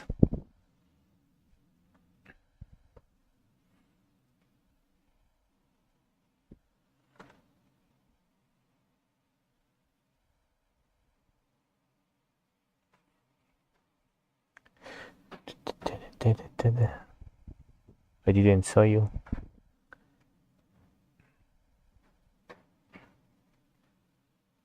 Oh, where is it?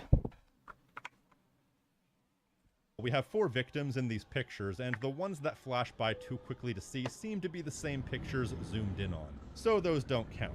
Then he butchered an entire supermarket. An exact amount can't really be reached, but I did some research and found that the average supermarket has roughly 33 employees, and obviously a supermarket doesn't have all 33 employees working at the same time. But with that said, we can also make the assumption that if all 33 aren't working, that the average can also be applied to the amount of people in the supermarket at any given time. So between the customers and people working, we can assume 33 people were killed. Then we also have to take into account the newspaper reading that stated they found the 23rd murder victim. So we're just going to assume that all these people that were murdered by Sweet Tooth weren't already accounted for.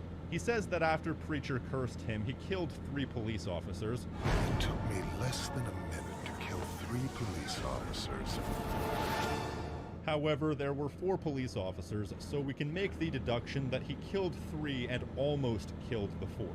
So as far as his murder charges go, that's it near as I can tell, leaving us with 68 counts of second-degree murder and a total of 13 counts of attempted murder. Plus, him breaking out of his execution would result in 1 count of prison breach, 1 count of resisting arrest, and 4 counts of aggravated assault, assault and battery, as well as assaulting a police officer, all of which carry a maximum sentence of 10 years, except for assaulting a police officer, which is a potential life sentence. When the prosecution is dealing with a series of convictions this robust, it can be very tough to nail down every single thing. And of the list of people that were killed, divvying up the first degree and second degree sentences is a bit difficult. So this is the best that we can do. After all that harrowing bullshit, I think that's it. So let's move on to a slightly more upbeat series of events in the form of Small Brawl. And trust me, the hits don't stop coming just because this is a scaled down version of the series, and as a matter of fact, this version of Sweet Tooth is still quite the rapscallion. You may tell me that this is a different version of Sweet Tooth, and I will say, who cares? We're charging all versions of Sweet Tooth regardless of how authentic they are to the original version. Because Small Brawl surrounds the idea of an RC car tournament as opposed to the usual full-sized cars, nobody dies. But each RC car is still quite the expensive and intricate little piece of hardware, so I'd say that all counts for a little bit of destruction of property for a total count of 15. With that said, however, 15. The rest of Sweet Tooth's crimes take place in his ending, which is surprisingly very similar to his secret ending in the very first game. During this incredibly short cutscene, Sweet Tooth commits 1 count of trespassing, 1 count of Grand Theft Auto, 1 count of kidnapping, 1 count of reckless driving, and finally 1 count of resisting arrest. Not a bad day at the office, even for somebody as young as him. Having these charges stick may be a bit of a gray area given the fact that in this game our boy Needles is 10 years old. Now, the age of criminal responsibility is a bit of a liquid concept, especially in the United States, where the age changes from jurisdiction to jurisdiction. In some jurisdictions, the age of criminal responsibility is as low as 6, and in some jurisdictions, it's as high as 11 or 12. However, since we know he's 10 years old, that can put him over the edge in most states, and that's good enough for us. With that said, however, it's also demonstrated that he's entirely nonverbal, communicating exclusively in maniacal laughter. This might indicate a mental disability that could preclude him from criminal responsibility. However, it's no guarantee until we see medical records, but since the court does not have access to these medical records, it'll be up to the comment section, jury, to decide if these criminal charges should stick. Although by the end of this, that question may be superseded by a completely different, more pertinent question. And now we have Twisted Metal head-on. Once again, you know the drill. Firearms, explosives, 11 counts of reckless driving, 13 counts of destruction of property, insofar as you have 13 characters who are officially part of the tournament who aren't Sweet Tooth or extensions of Sweet Tooth, and X amount of vehicular manslaughter. I think that's it until we get to the big stuff, and so in the case of murders, this is technically the last game in this particular continuity, so it's safe to say that everyone is dead by the end of this, although I will say we basically have our first instance of what is undisputedly self-defense, that being the case of the ATV riders as well as Cousin Eddie in the mid-game boss fight. And why is that? Well, because it's established that they're not officially part of the contest, they're an interruption to the contest. You were not invited and have in fact ruined my contest. You get no prize. And therefore, in this particular string of continuity, Sweet Tooth is protecting himself from an outside force, although you can play as ATV and he is officially part of the contest, which is confusing as hell. If it were up to me, I would only have ATV individually count as a first-degree murder, as he was officially part of the contest. But if you want to add Eddie and his goons, that's 11 individual murders that may or may not be disqualified. I'll leave it up to the jury to decide. But as for the official contestants, you also have to take into consideration that 2 of the contestants are already dead. 3 if you count Mortimer, who's a reanimated corpse, but there's no body for the first 2, so you can't abuse a corpse that doesn't exist. So I think the only one that would technically count as abuse of a corpse would be Mortimer. But there's also the fact that in all instances before this, they were being coy about Marcus and Needles being the same person, but in this game it's a key element, so how do we count that? The same goes for Darktooth and Towertooth. Okay, I'm just gonna play it safe and say we have 11 counts of first-degree murder, 1 count of abuse of a corpse, and when it comes to Calypso and Marcus Kane, I'd say that instead of any sort of murder charge, those would count as identity theft. I mean, Sweet Tooth straight up wishes to switch bodies with Calypso, and also Marcus Kane and Needles kind of switch back and forth. So, you know, if he has different personalities, that's sort of identity theft if you don't think about it. Identity theft can carry a maximum sentence of 5 years, and while Sweet Tooth doesn't murder Calypso himself, he does call for his goons to do it. I think the law is called solicitation of murder, although there are mixed reports on what it's called from what I could find. But either way, it's a life sentence if the murder is successful, which it is. Plus, I'm also pretty sure that the 2 women he's with in the ending are actually prostitutes, so let's just say they are because this is a completely and utterly biased courtroom. Solicitation of prostitution can carry a sentence of upwards of 3 years in prison. I think that's everything for Head On. Moving on to Twisted Metal Lost. This one doesn't really have much of a story, so there really isn't much to go on. However, you know the drill: firearms and explosives, 3 counts of reckless driving, but then we also have assault causing bodily harm, which carries a potential of 10 years in prison, as well as dismembering a human body, which can carry upwards of 30 years in prison. This all happens to Cage, who found himself a limbless torso after a run-in with Sweet Tooth. Furthermore, we have 3 more counts of abuse of a corpse specifically targeted towards the reanimated corpse of 12-Pack, aka Severed Sam, as well as Charlie, Kane, and Preacher. Then finally, I was considering putting all the murder charges for the characters from Twisted Metal Black in that game, but I'd be remiss not to put them here because this is technically where they ended up, and given once again the premeditated nature of the tournament setup and the fact that this is the end of the continuity of the Black universe, we have 12 cases of first-degree murder in this particular continuity once you eliminate everyone who's already dead. So that's about it for this Lost adventure, but with that said, we have one more sequence of events to account for, and that's Twisted Metal 2012. Huh? Okay, so Twisted Metal 2012 is in no uncertain terms where the majority of Sweet Tooth's crimes take place. In fact, there's really just one cutscene where the absolute worst of it takes place, but we'll get to that.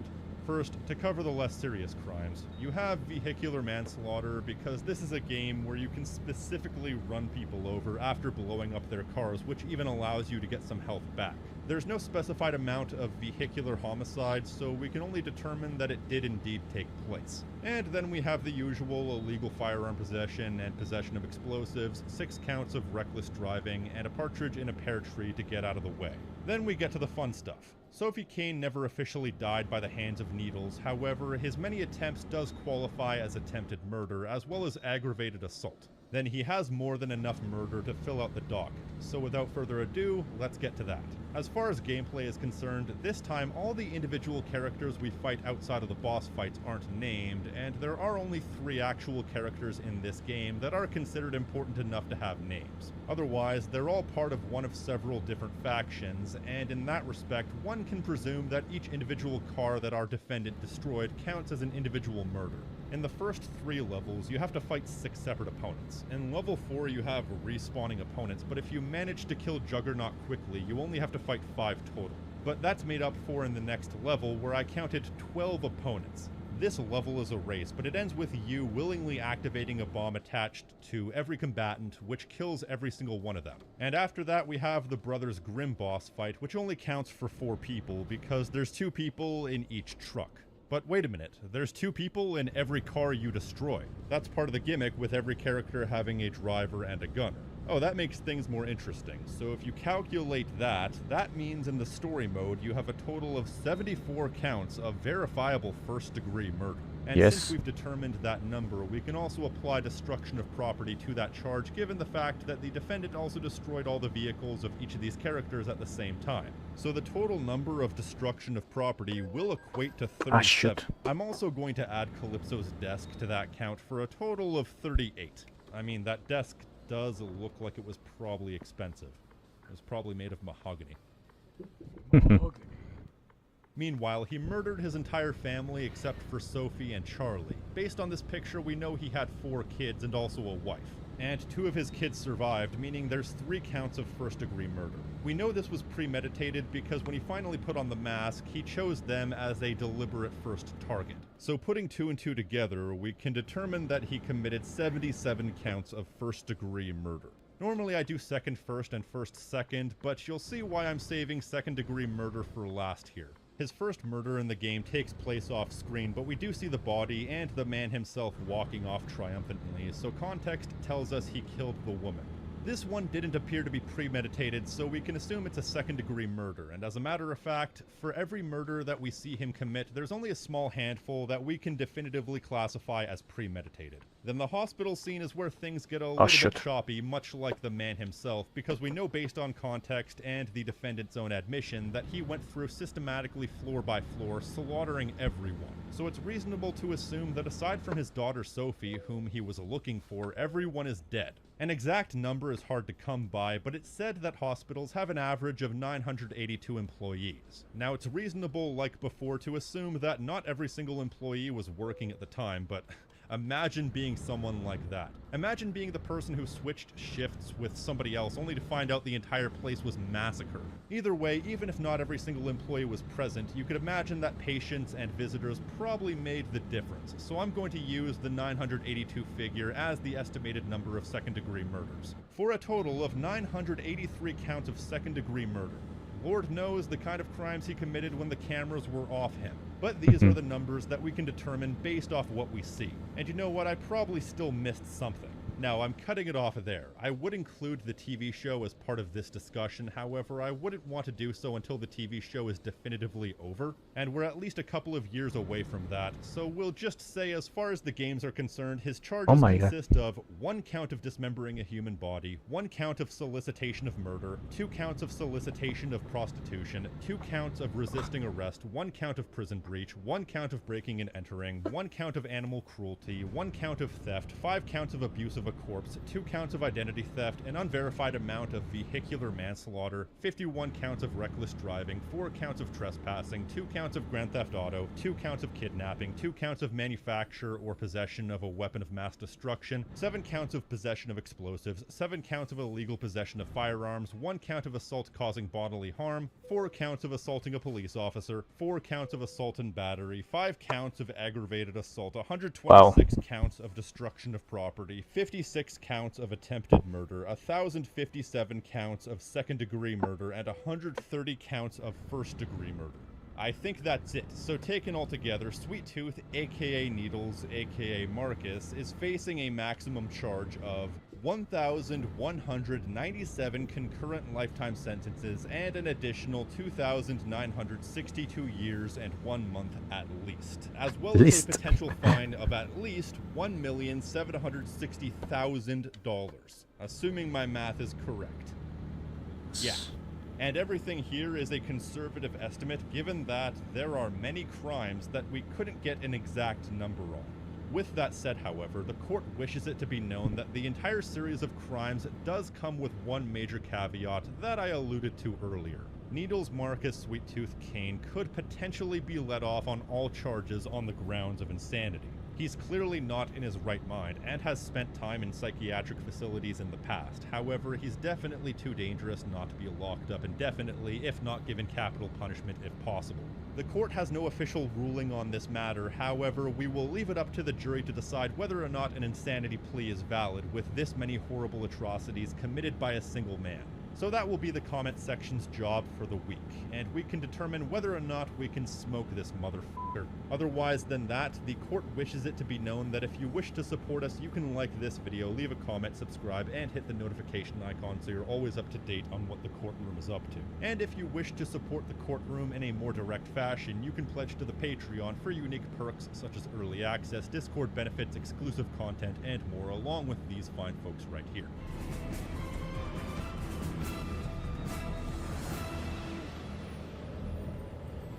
And an extra special thank you to Brooklyn, Dick Kickham, Gaw004, FarmCat84, Raph, Ranger X, Ty Trovy, Weird Webster, and Monsieur Tenadier for going above and beyond.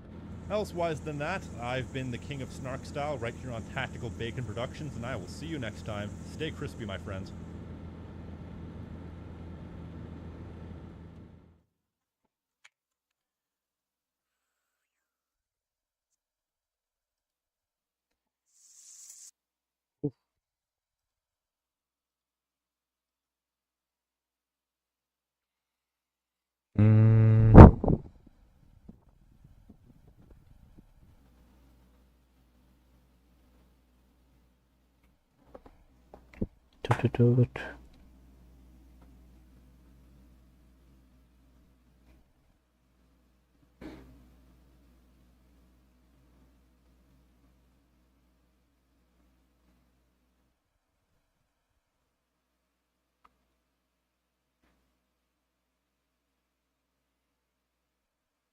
Dying Worlds.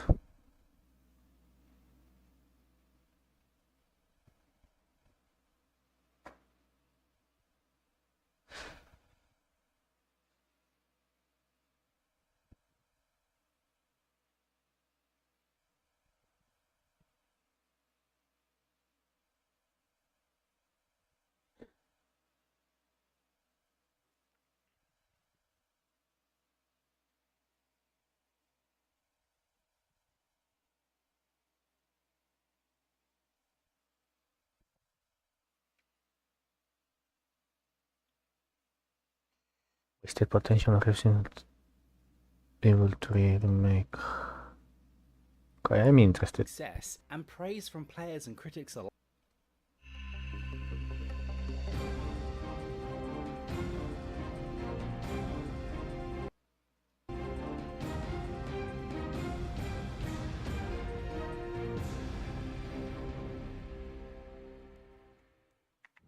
After the resounding success and praise from players and critics alike, it seemed like Capcom could do no wrong. What with all their big franchises popping off at the time, Devil May Cry 5 was a hit, Monster Hunter continued to rule the world, and the road to Resident Evil 3 Remake and beyond seemed set. Booting this game up late one night during a lockdown, the music swelled. I haven't played this game.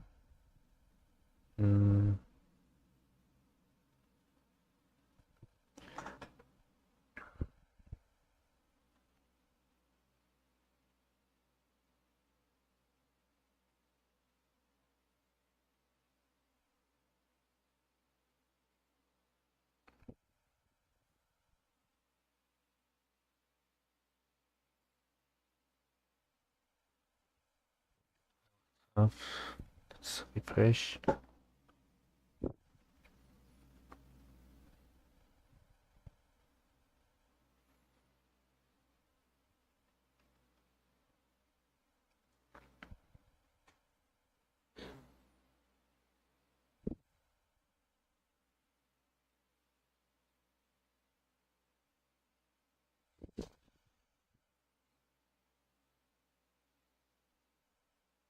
It is probably that never happened. Wait.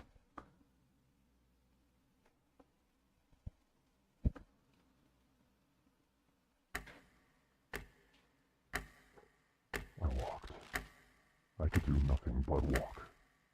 And then I saw me walking in front of myself. But it wasn't really me. Watch out. The gap in the door. It's a separate reality. The only me is me. Are you sure the only you is you?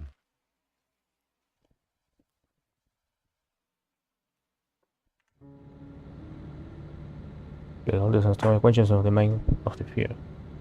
The oldest and strongest kind of fear. The unknown. Fear, despair, paranoia. Left unchecked, these emotions can infect and ruin the human psyche. Enter the world of survival horror, a realm where the player is faced with harrowing sights and sounds, often alone, fighting for their life, disempowered, unprepared, and outnumbered. There are many games which have blended the ingredients that exemplify perfection in this genre, but none have formulated it quite so elegantly as Silent Hill. A series of games which delve into the darkest depths of human nature and emotion. The first game in the series was released in 1999 for the original PlayStation, and would go on to sell over 2 million units, with many newfound fans praising its ambient soundscapes and intriguing story. However, this success did not come so easily. The so-called Team Silent faced a number of technical challenges throughout development. But despite the shortcomings of the PlayStation's performance, Team Silent would utilize the console's potential in a rather ingenious way. By setting the game's render distance extremely low, Team Silent made it seem like the entire town was swathed in a dense fog. This not only solved the technical issues, but also served to bolster the eeriness of the town by restricting the player's visibility. The usage of fog would become an iconic staple of the series, becoming a symbolic harbinger of ominous events, blurring the line between dreams and reality. This namesake town, shrouded by fog, is not what it initially seems.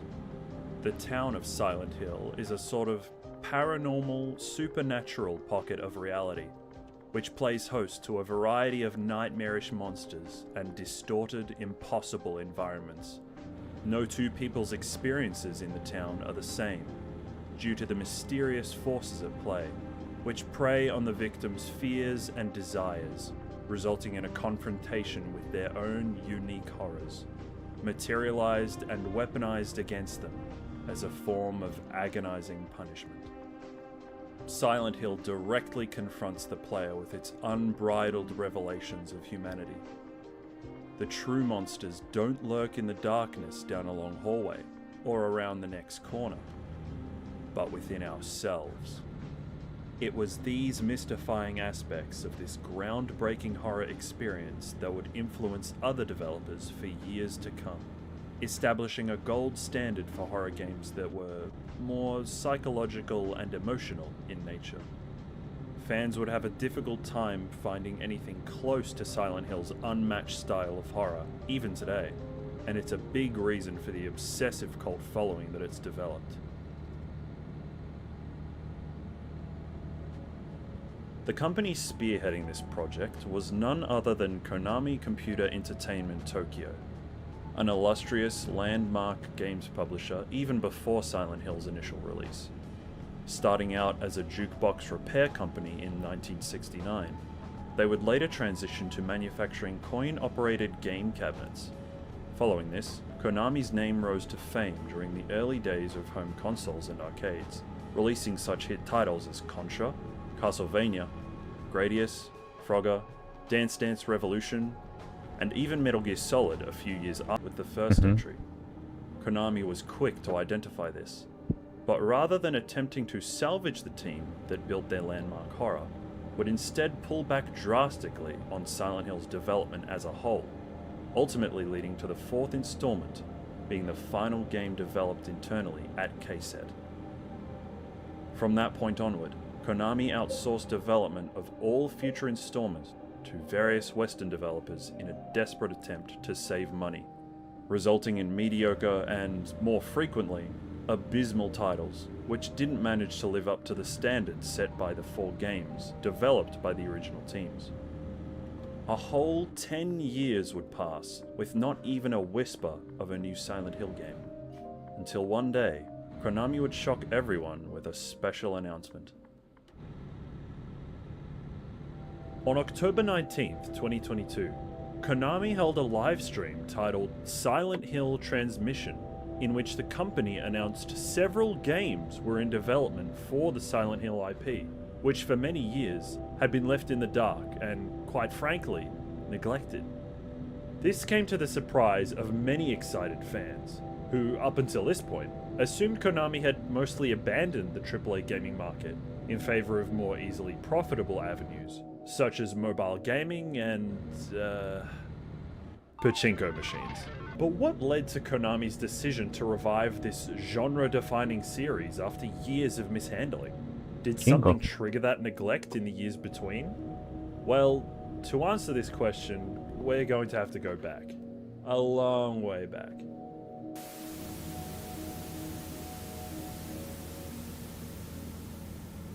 The year is 2014. Konami's place in the gaming landscape is shaky at best.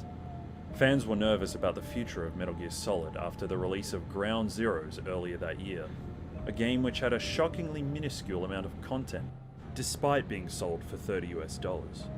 and the apprehension extended to Silent Hill, a once great survival horror series, which was failing on all fronts. Gamescom kicks off in August, where during the Sony press conference, a mysterious dev team by the name of 7780 Studio announces a demo for their upcoming game. This demo was added to the PlayStation Store later that day, with the simple but mysterious title of PT, or Playable Teaser. Before too long, it takes the internet by storm. In the span of only a month, it hit a staggering 1 million downloads. But who was this studio that appeared out of nowhere? 7780s is a bit of a strange name for a studio, don't you think? Well, as it turns out, the meaning of the number 7780 is very deliberate indeed. Specifically, it is the approximate geographic area of the Shizuoka Prefecture in Japan. Damn.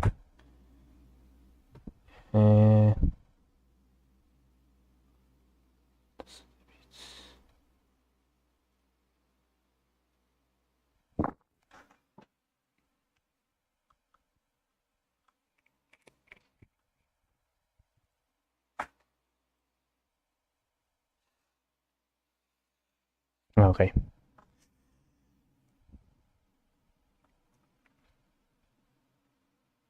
And if we take the two kanji characters used for Shizuoka and read them separately, we get the answer to our riddle. Silent Hill. As we'd quickly discover, 7780 Studios never truly existed, and was nothing more than a facade in order to hide the true identity of this upcoming Silent Hill project, with Hideo Kojima set to be the director, alongside Guillermo del Toro as co-director, working with their dev team at Konami. We'll get to those two figures and why they're so important later.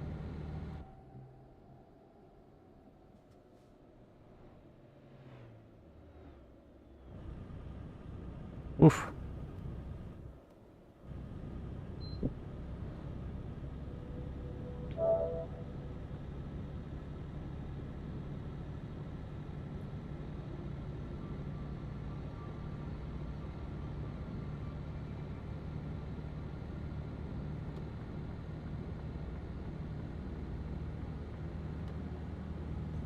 This playable teaser was unlike anything to come before or since. More than an entree to the main course of the full game, it was a work of art unto itself, pushing boundaries and surpassing expectations. But at first glance, PT doesn't seem like anything special. The demo itself is fairly rudimentary. A first-person perspective, no combat systems or heads-up display, but further investigation reveals that not everything's as it seems. An infinite looping hallway, creepy radio broadcasts, and a bloodied fetus in the bathroom sink, all grim indications of the darker forces at play. There's a wealth of ingenious moments all throughout the demo. In one example, players must find 6 photo fragments scattered throughout the game. Each fragment is very well hidden, but none quite as well as the final piece. Of all the places it could possibly be, it is found in the settings menu on the brightness indicator screen. How anyone could even think to look in a spot like that is beyond reckoning. So, these fragments must be pretty important, right? In a way, yes, as they provide the player with a string of helpful hints, which in turn help to solve the final puzzle in order to see the game's conclusion. But the only problem with these hints is they're all written in different foreign languages. Kojima-san, the aforementioned director of the game, intended for the act of solving the mystery of PT to be a global effort, requiring collaboration and cross-examination to resolve. With all 6 picture fragments translated, we're left with the following message. I walked till I stood 1 pace before Jack. Heart pounding, I whispered his name. But the night wind stole his voice away. In the moment, our hands overlap. We share an instant of private darkness. His touch, cold as marble, cold and shivering all over, never moving a step. His hand in mine, I waited for it to pass, and through the mists of waning consciousness, I thought I heard a phone ring. With this secret message in mind, the player makes their way to the final looping corridor, where they must wait for the clock to strike midnight to begin the haunting.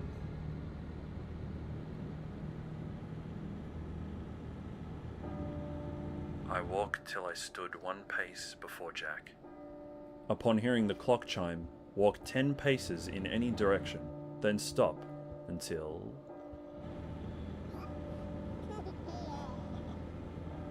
I whispered his name. From here, players must speak into a microphone connected to their PlayStation controller. The name must have a J sound, such as Jack, or even Jareth. After repeating the name a few times, we hear... His touch cold as marble, cold and shivering all over. Never moving a step, his hand in mine, I waited for it to pass. At this point, the player's controller will start to vibrate. The player must be very careful to not press any buttons on the controller, while also remaining perfectly still themselves, lest they trigger the motion controls, as they wait for the vibration to subside. And through the mists of waning consciousness, I thought I heard a phone ring.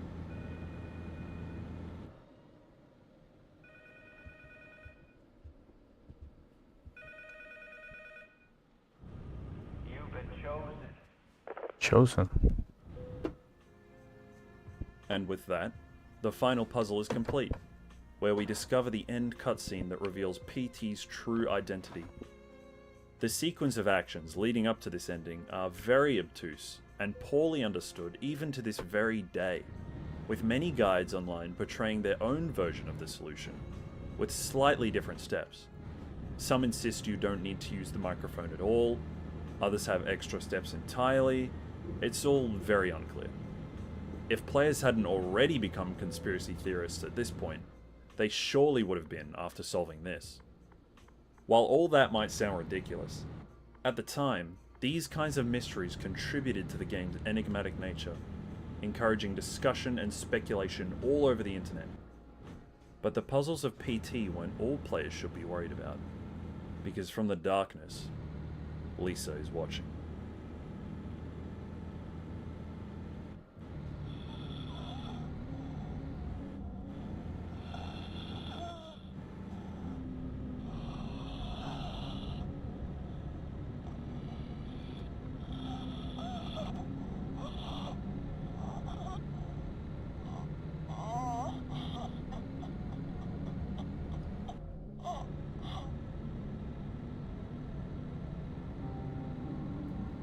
Lisa's unsettling apparition haunts the infinite halls of this house, stalking the player, appearing when and where they least expect.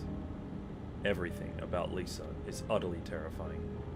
Her twitchy, unnatural movement, her twisted grin frozen on her pale face, her hysterical sobbing, or is it laughter?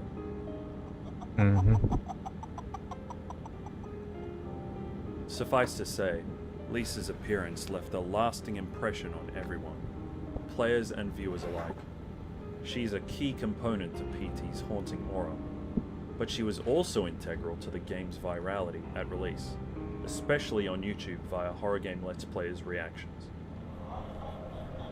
Okay! Alright, we're done! Game's over! Okay. Oh no, the baby's... Oh, okay. I went to see this. Baby. I hear extra footsteps. There's a shadow! There's a shadow behind me! Ah! Oh! Jesus! Oh! I'm dead! But that's not all. After obtaining the flashlight and entering the door to begin a new loop, the player may now notice something strange. As they wander down the hallway past a light fixture, the player's shadow isn't the only one being cast. Nope.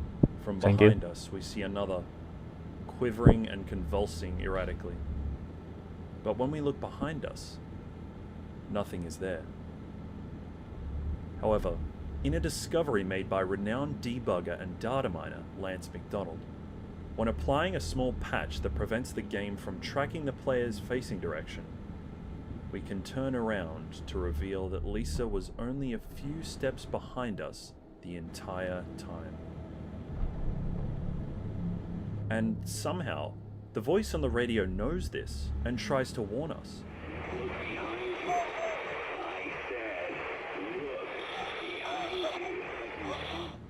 There's something eerie about this unknown radio reporter.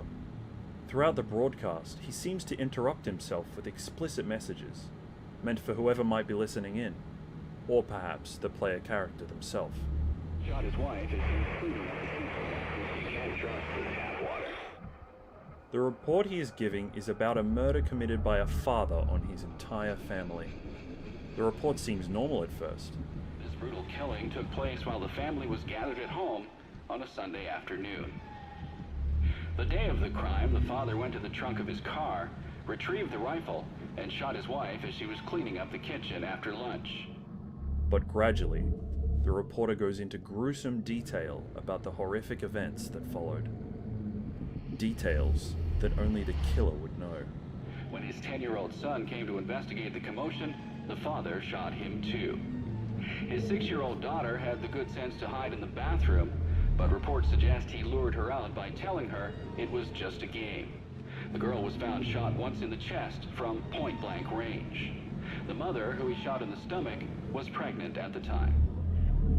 But there's more. Something else about the radio messages is that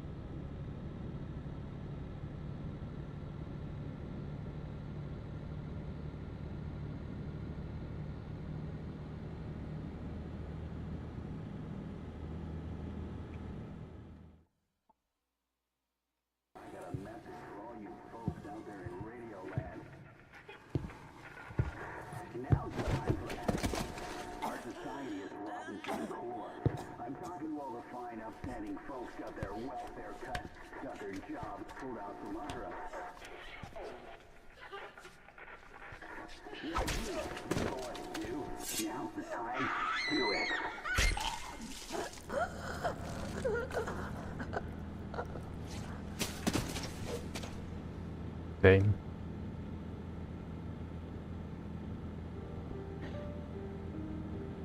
PT was a one-of-a-kind, unforgettable horror experience. A simple presentation veiling a harrowing journey through its infinite hallways into the winding depths of hell. An experience akin to urban legend, a piece of sentient software that was alive and aware of your presence.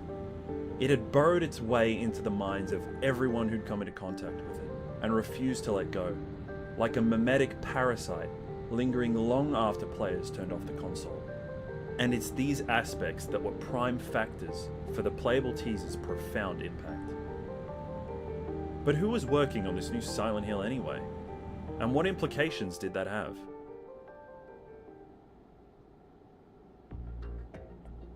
When discussing PT, it's important to introduce the killer team of creative minds that was formed to craft this potentially perfect horror game. Firstly, none other than Big Boss himself, Hideo Kojima. Kojima is a storied and highly influential figure in the gaming landscape. His highly regarded masterpiece from early in his career, Metal Gear Solid, is universally renowned for its emergent storytelling, immersive stealth mechanics, and timeless soundtrack. Today, many will point to this game as the granddaddy of the stealth genre. What the? Kojima went on to direct, produce, and write for every mainline game in the series, each one as complex and thrilling as the last, tackling a set of profound social, political, philosophical, psychological, and cultural issues, such as media misinformation, nuclear proliferation, military corruption, and post-traumatic stress disorder, just to name the big ones. Now you might be wondering, why is this guy making a horror game if he has no background in the genre to begin with? Well, Kojima actually addressed this himself at one point. In an interview with Eurogamer, Kojima states, "In the past, I've mentioned Silent Hill in interviews, and as a result, the president of Konami rang me up and said he'd like me to make the next Silent Hill. Honestly, I'm kind of a scaredy cat when it comes to horror movies, so I'm not confident I can do it. At the same time, there's a certain type of horror that only people who are scared of can create, so maybe it's something I can do. That said, I think Silent Hill has a certain atmosphere. I think it has to continue, and I'd love to help it continue. And if I can help by supervising, then I'd love to participate in that respect.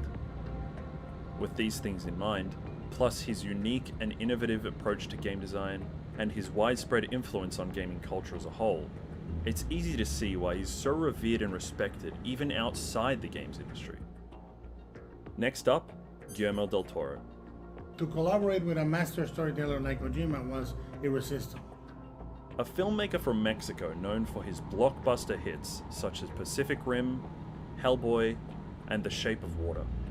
Del Toro has always had a wild fascination with monsters, fairy tales, and horror, and this is evident across all his works in some shape or form. In particular, Guillermo is in love with the concept of symbolic creature design.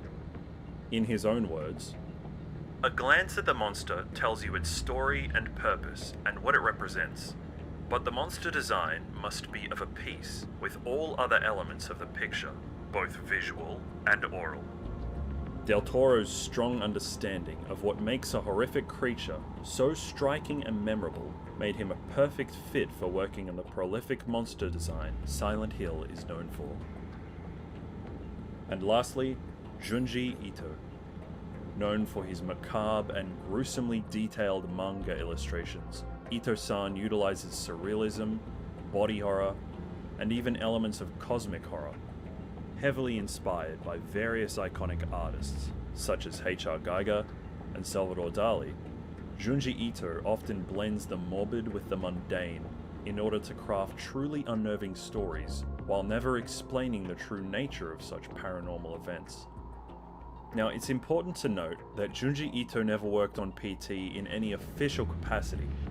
However, Ito-san was at least in discussion with both Mr. Del Toro and Kojima-san during the initial production phases of PT. A quote from an interview with Ito-san regarding his potential involvement reads as follows. "Kojima was at Konami back then. I came to a meeting and Del Toro hugged me. It turns out Del Toro is a big gamer. I told them I know nothing about games. Kojima told me I would be fine. I never started designing monsters. Nothing exists. There are no roughs or sketches." While it's disappointing that no actual art was ever produced, just imagining Junji Ito's signature flavor of horror being brought to life in a Silent Hill game is enough to make anyone's skin crawl. An honourable mention has to go to Norman Reedus, who was set to star as the main character of Silent Hills. Mr. Reedus was a well-known actor thanks to his fan-favourite role as Daryl Dixon in the popular Walking Dead TV series. With this triumvirate of prodigies, each prolific masters of their craft, contributing their creative efforts to the game, a prominent actor as the protagonist, combined with the overwhelmingly positive reception from the fanbase and a larger audience as a whole, it seemed like PT's Silent Hills was shaping up to be the big revival the franchise needed, with the expectation that it would influence survival horror as we knew it for years to come.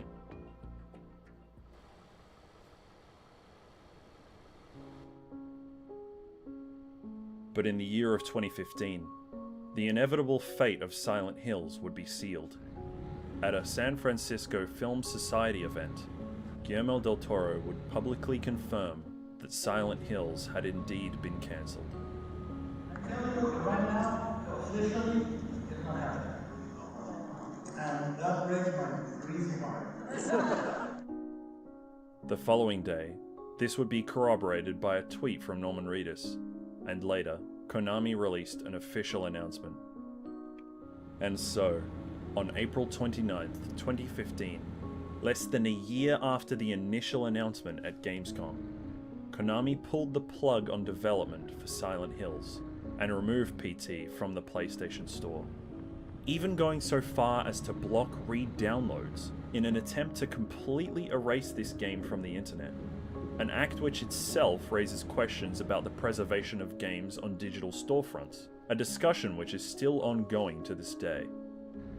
If you scroll through websites like eBay, Facebook, and other digital marketplaces, you're likely to find people selling PS4s for lucrative prices, for the sole reason that PT is still installed on them all these years later.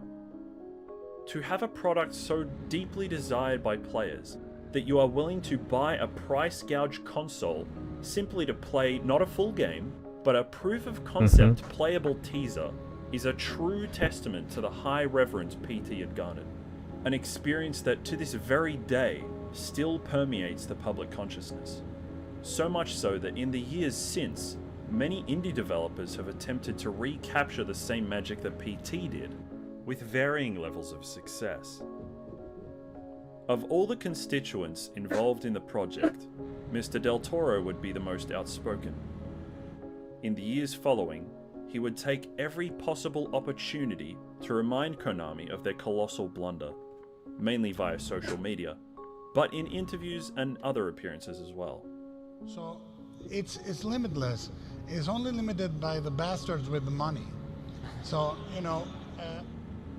one franchise I love the art direction in, Silent Hill. I hope we get a new one of those. This decision by Konami left fans utterly shocked and confused.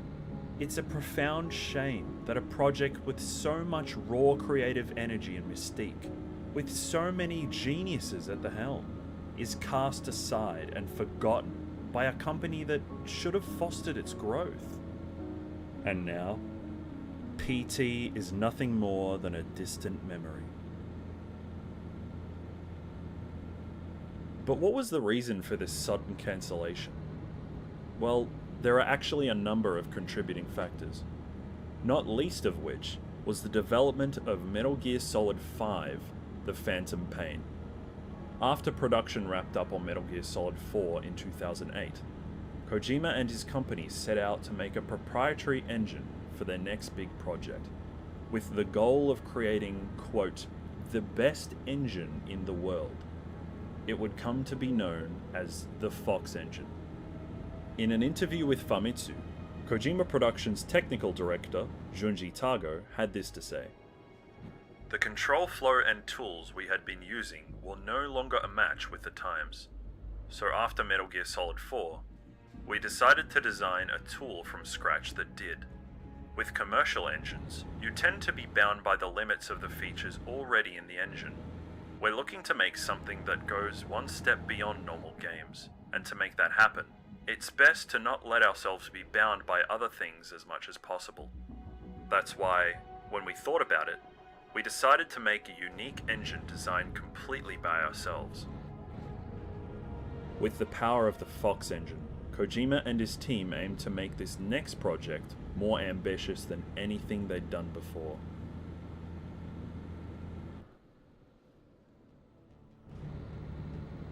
A few years later, Kojima Productions would commence development on MGS5, which would end up costing an exuberant amount of time and resources to come to fruition.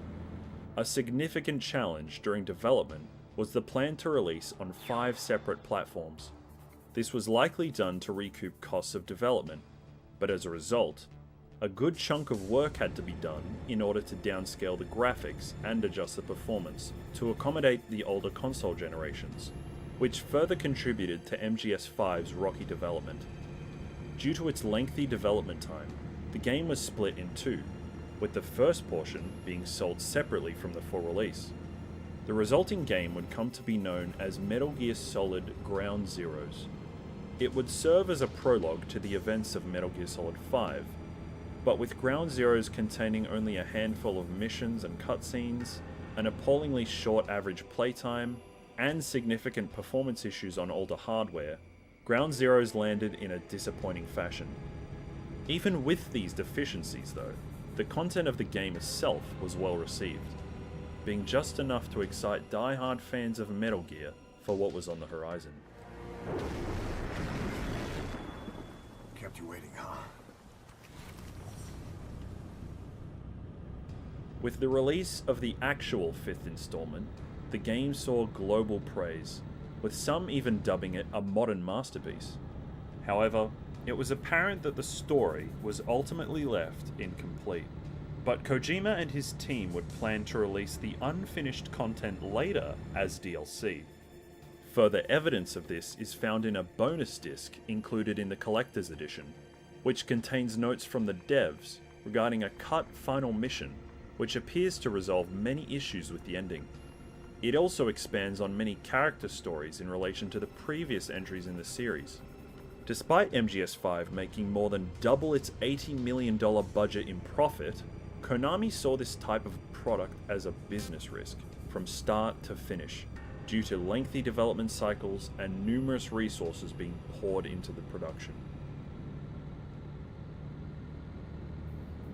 While all that was going on, another game published by the company was making a serious stir, but for very different reasons.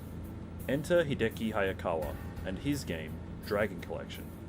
Ever since its release in June 2011, Dragon Collection was a consistent source of wealth for Konami, and it was showing no signs of slowing down.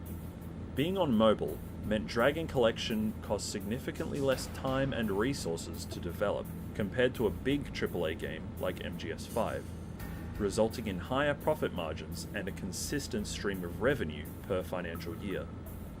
Konami's profit was boosted by 80% between 2011 and 2012 due to their continued investment into the mobile gaming market.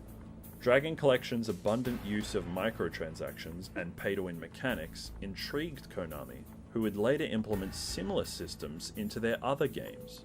And so, by comparison, Konami saw Kojima's big-budget games as volatile and far too risky for the company's longevity.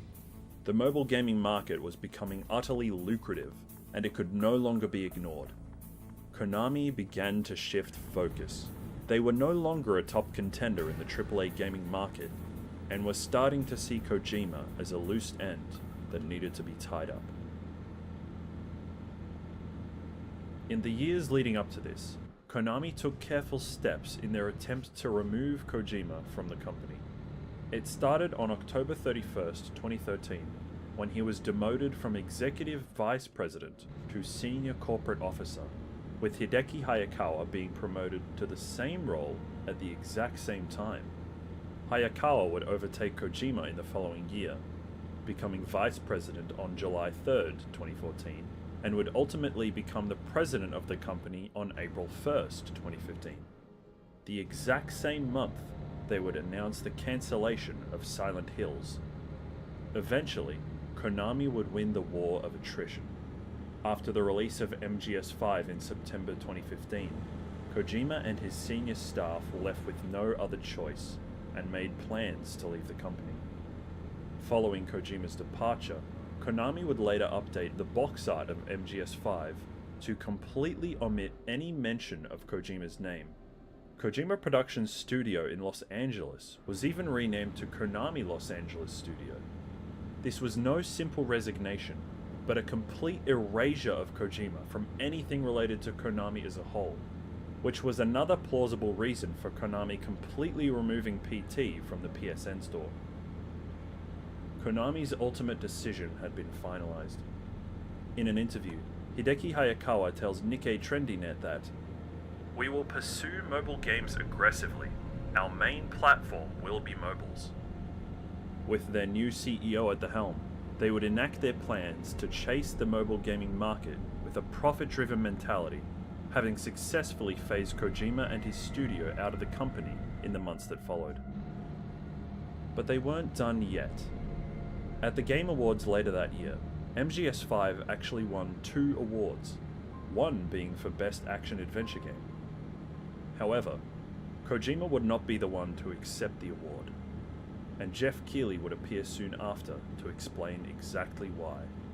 As you noticed, Hideo Kojima is not here with us tonight, and I want to tell you a little bit about that. Mr. Kojima had every intention of being with us tonight, but unfortunately he was informed by a lawyer representing Konami just recently that he would not be allowed to travel to tonight's awards ceremony to accept any awards.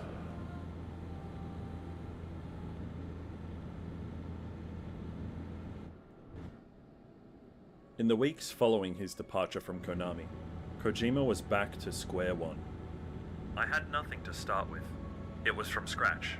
No office, no staff, no materials or things to work on, no machines. A week after the Game Awards in 2015, Hideo would officially confirm his exit from Konami via Twitter.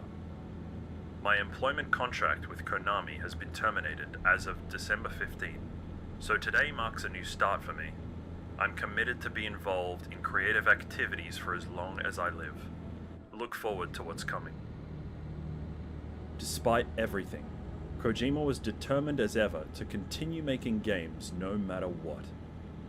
I thought I had lost everything, but I found out that I had a lot of connections, like Sony people, like Norman Reedus, and like Jeff Keighley.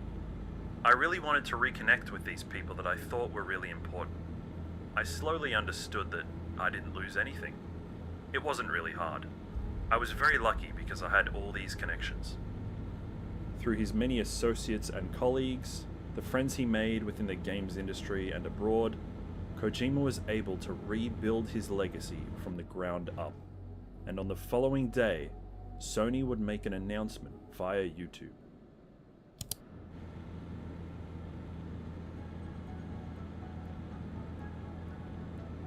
The newly reformed Kojima Productions was formally established as an independent studio, along with a formal message found on the studio's website.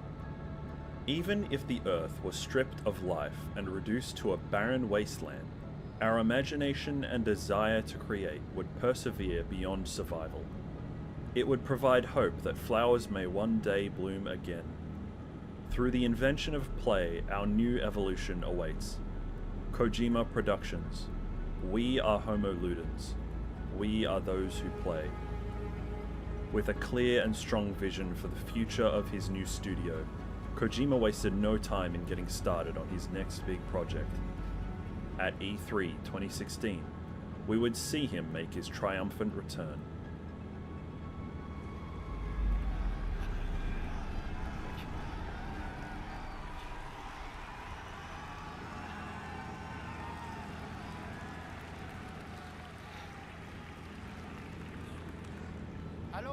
Hello everyone. I'm back.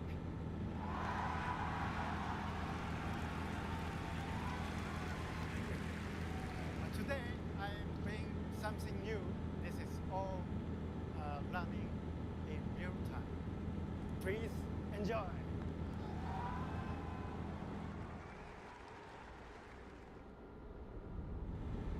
Kojima would reveal his new studio's first game, Death Stranding.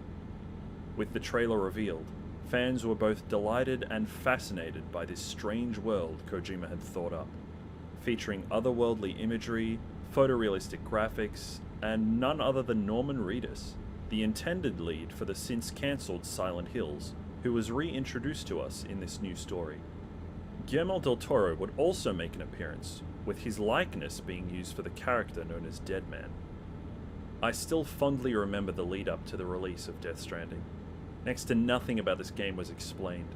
All we had were the trailers and other promotional material, meaning we had to piece together information and events from each trailer to decipher just what the hell was going on.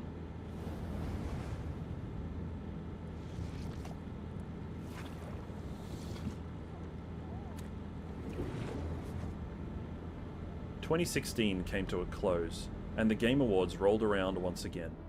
But Konami banning Kojima from attending the year prior was not something that Jeff or the games industry had forgotten so soon. It was time to make things right. Jeff Keighley took to the stage, declaring a new kind of award, meant for a special individual. We had to be back on the same stage as last year to give one man a moment he was robbed of. Of course, I am talking about Hideo Kojima, the creator of Metal Gear Solid, and tonight's industry icon.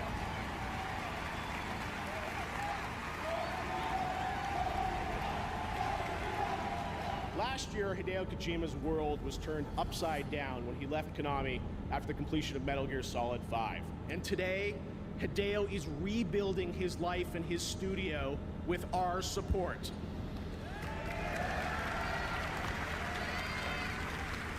Ladies and gentlemen, please welcome our industry icon, Mr. Hideo Kojima.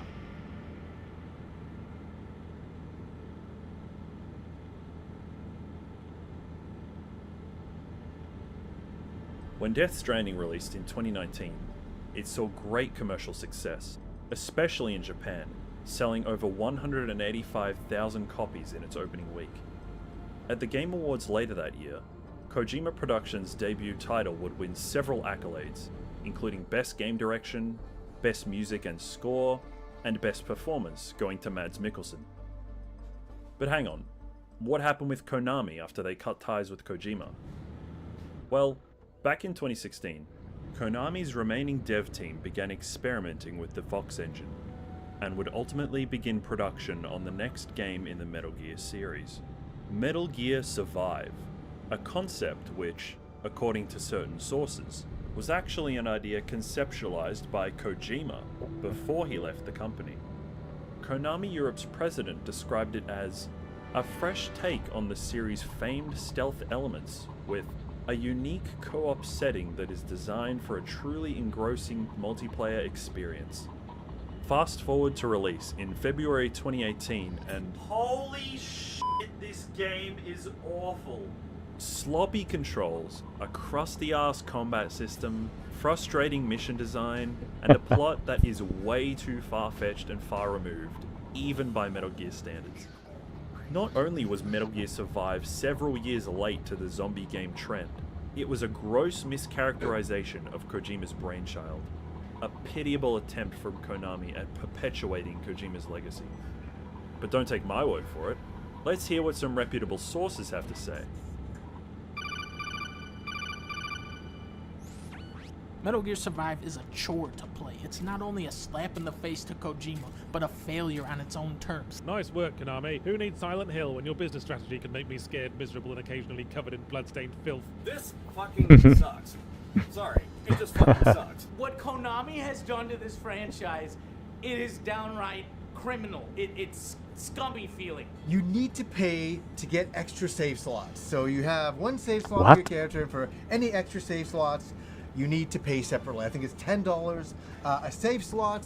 I'm shocked that people are shocked. Even if this game turned out great, fans would hate it, but it didn't turn out great. It's not even mediocre. This game is ultra mega ass. Yeah, screw this. I am done. The final verdict for Metal Gear Survive is a 2! A 2 out of 10!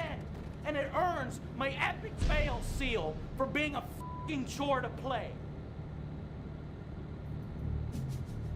And now, Damn. that's all Metal Gear Survive is remembered as. Just another addition to the pile of games that missed the entire point of what made the original so successful in the first place. But who knows? Maybe if this game wasn't under the title of Metal Gear, it might not have been as negatively received. Though I doubt it. As far as Metal Gear goes, this was the last entry. A series with such profound subtext and philosophical weight that it is still discussed in great lengths to this day. Knowing Konami's track record, I doubt we'll see anything for a very long time.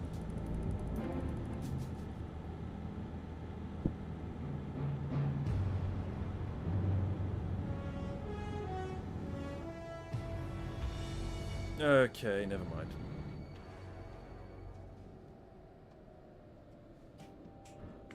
And now we find ourselves in the present day, where the first game in Konami's attempt at a Silent Hill renaissance has been released. Silent Hill Ascension debuts as an interactive streaming series where the community makes choices on key events that influence the outcome of the story, akin to other games such as Heavy Rain and Until Dawn. Following the announcement, the developers described Ascension as a new kind of Silent Hill that takes the feeling of a communal fear to a massive scale. While this might sound interesting on paper, the resulting experience was nothing short of appalling. Booting up the game, we are immediately greeted by a cluttered, mobile game style UI, a store that includes a battle pass of all things, and what's this? A sticker that says, "It's trauma." What the hell? This has to be some kind of fever dream, right? I mean, the idea of having a battle pass for what is essentially a CG TV show is bizarre enough. The actual game is an even bigger joke. Oh God, Mama. How did it... Papa? Did you... It makes the other lackluster Silent Hill games like Downpour and Homecoming look like masterworks by comparison. The awkwardly stiff animations, characters plain as cardboard, obtusely written dialogue, not to mention zero chat moderation, meaning people can spam slurs and other degenerate things with no repercussions. The chat had to be disabled within the first show, and the only 3 words that were banned in that chat: scam, Hideo, and Kojima. Otherwise, completely unmoderated. Yeah, good one, guys. This is definitely the type of content Silent Hill fans have been craving. Over a decade of dormancy, and this is how Konami kicks off their big revival for the franchise? It's nothing short of embarrassing.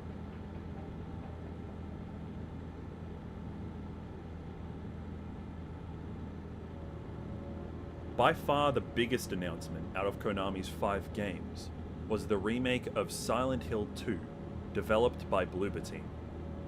It's ironic to think that this studio, who early on made their own horror game clearly inspired by PT, is now working on a remake for the most iconic Silent Hill game of all.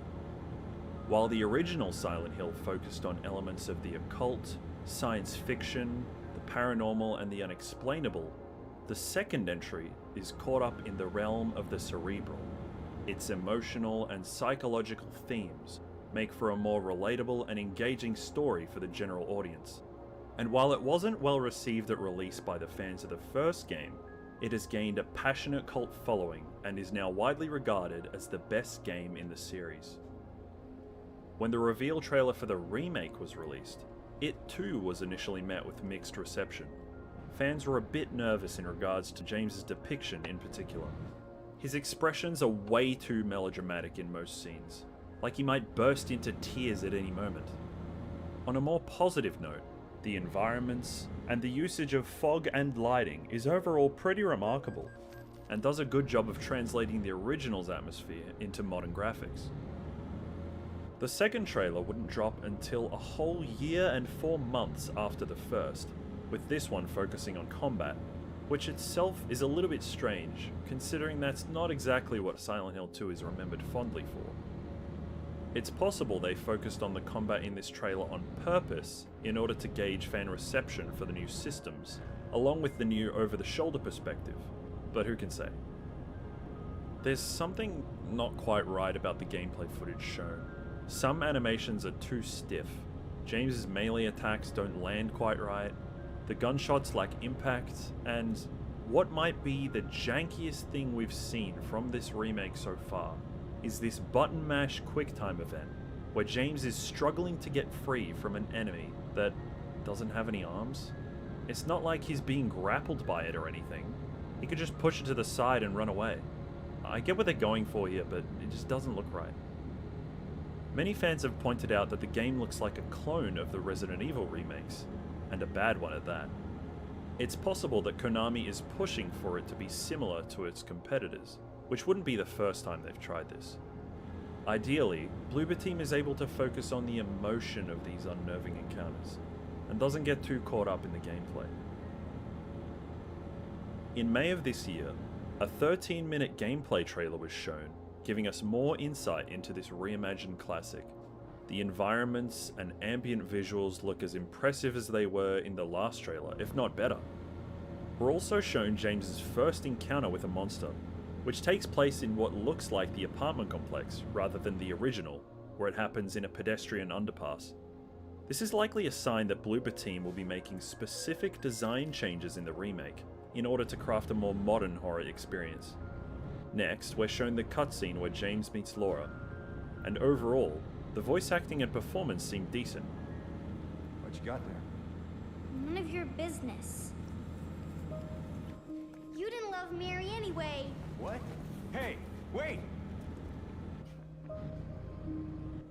How do you know her name?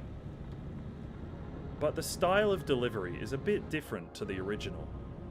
This is an important detail, because in Silent Hill 2, the voice acting was performed in an intentionally awkward and unnatural way, to seem like everyone who entered the town was lulled into a dreamlike state of mind, making it difficult to comprehend and convey their own thoughts and feelings. Yeah, I'm looking for Silent Hill. Is this the right way? Yeah. It's hard to see with this fog, but there's only the one road. You can't miss it. This town, there's something wrong with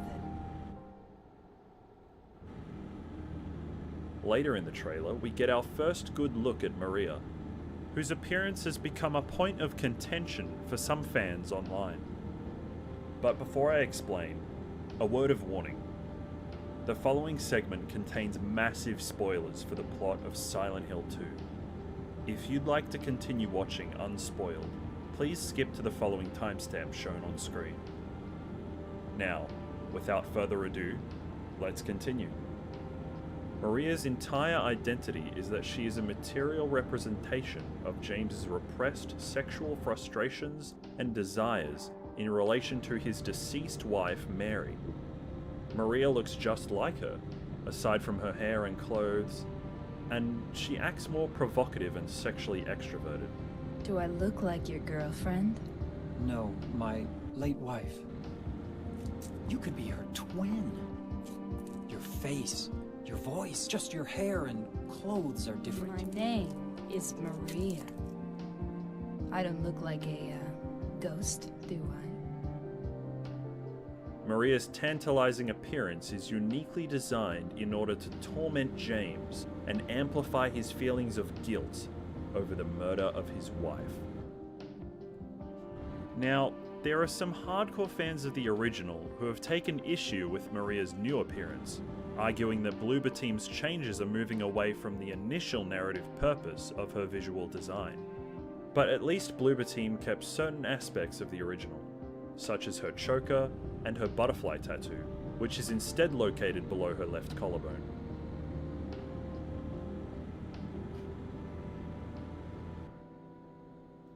Even with all this considered, there are redeeming qualities that shine through, and, if done right, Silent Hill 2 Remake could be the game to acquaint a new audience with one of the greatest survival horror experiences in gaming.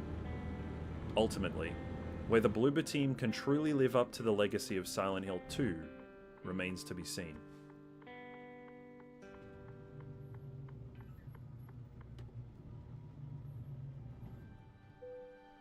Out of the remaining games revealed by Konami, there was only one other that was released with its own full cinematic trailer, that being Silent Hill F.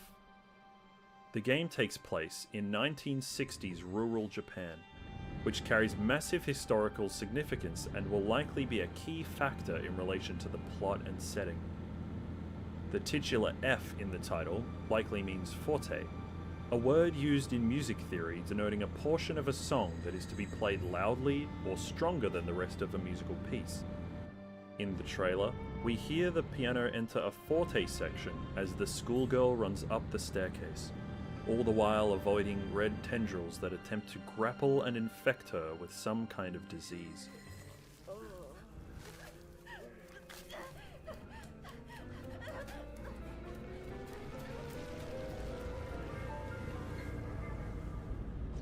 Shit.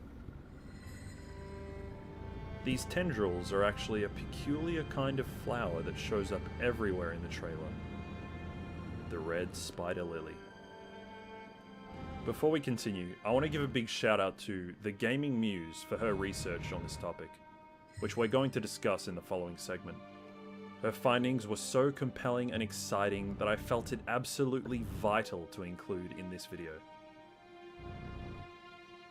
Also known as the Higanbana, the red spider lily symbolizes death and the afterlife due to being commonly planted among graveyards, as well as Shinto and Buddhist temples. the flower is extremely poisonous, and as such, it is used to deter animals from disturbing the dead. In Japanese folklore, it is said that its red coloration comes from the flower soaking up the blood of the dead. Earlier in the trailer, we see a girl standing before a small grave, adorned with these red spider lilies. Upon it is some sort of Buddhist statue which is likely Jizo, a guardian deity who is known for watching over dead children and guiding them towards a peaceful afterlife. The fact that the head of the statue is almost completely broken off is likely a very bad omen. Silent Hill F is being developed by Hong Kong-based studio Neobards, who have worked very closely with Capcom for outsourcing certain projects, such as the multiplayer Resident Evil games Resistance and RE-verse. This is a bit of a strange choice for a studio that's supposed to be developing the next mainline Silent Hill game, but considering Konami's history, yeah, actually, you know what, it's not that unusual. Thankfully, however, the lead writer of Silent Hill F is none other than Ryukishi07, who some may know as the creator behind the popular visual novels Higurashi and Umineko, both of which are thrilling psychological horror mysteries that do a great job of reflecting the horrors of the time period they are set in. With all that said, from the beautiful presentation and symbology to the acclaimed lead writer, fans are understandably holding out hope for this new entry in particular. Any other information pertaining to this game is scarce. No release date has been confirmed, but with the release of the Silent Hill 2 remake, it's safe to say we'll receive an update sometime in the near future.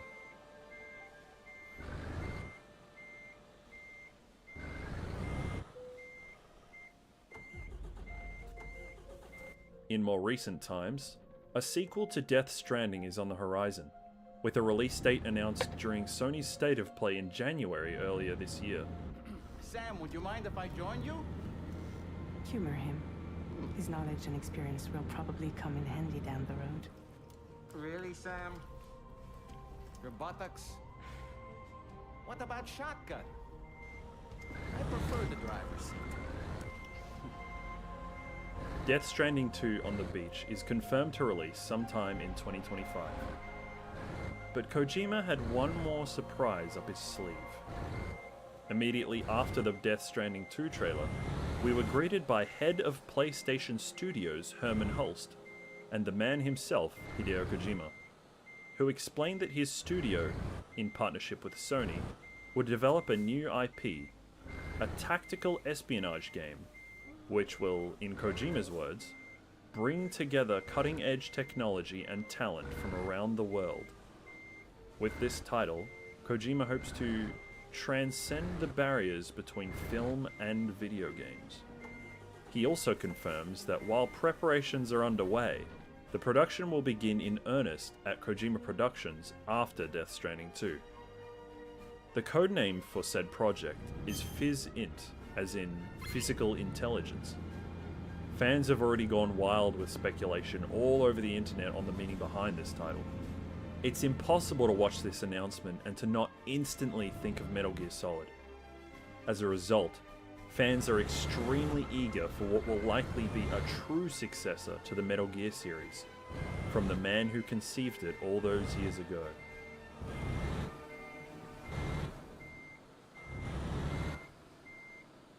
But several months ago at the Game Awards, Kojima teased something rather odd.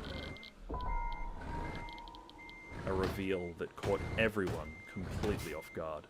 The hungry purple dinosaur ate the kind zany fox, the jabbering crab, and the mad whale, and started bending and quacking. The trailer for OD is rather bizarre and sort of uncomfortable to watch. The cast of characters that appear are all uttering the same phrase, known as a phonetic pangram. In the same way that an alphabetic pangram contains every letter when spelled out, a phonetic pangram contains all 40 sounds possible in the English language. When Kojima arrived on stage shortly after the trailer, he entered through a door that bore an eerie resemblance to the one the player enters at the start of PT. At face value, there's nothing particularly indicative in this trailer. It seems like nothing more than test footage of the actors, in order to showcase the performance capture technology used for the game. But fans of Kojima have a keen eye, and after meticulously analysing the footage, would discover a well-hidden secret within. By increasing the contrast on the video, and going frame by frame while Udo Kier is speaking the phonetic pangram, faint letters can be seen inside his mouth. This is where Kojima's ultimate message is revealed, wherein lies the implications of the true nature of OD, a long-thought lost concept now resurfaced and reborn.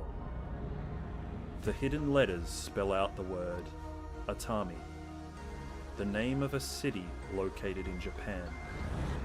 But in what prefecture? It is none other than Shizuoka, Silent Hill.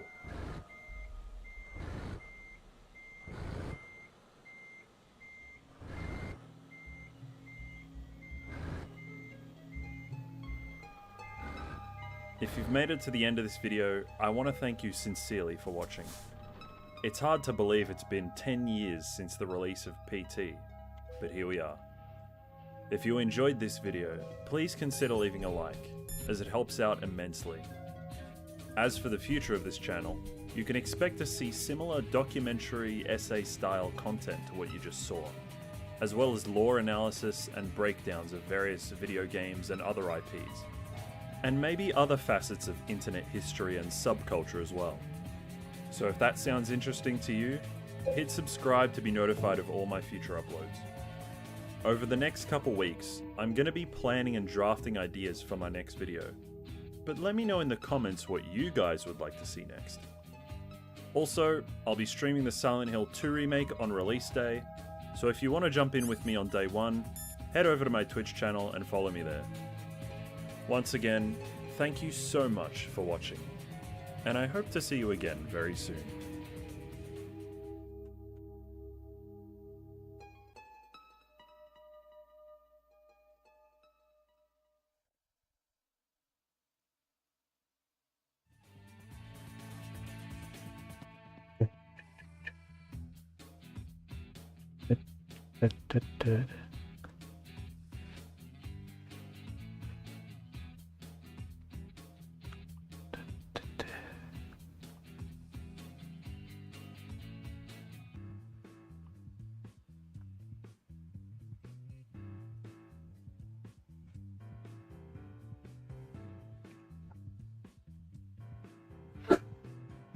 Done.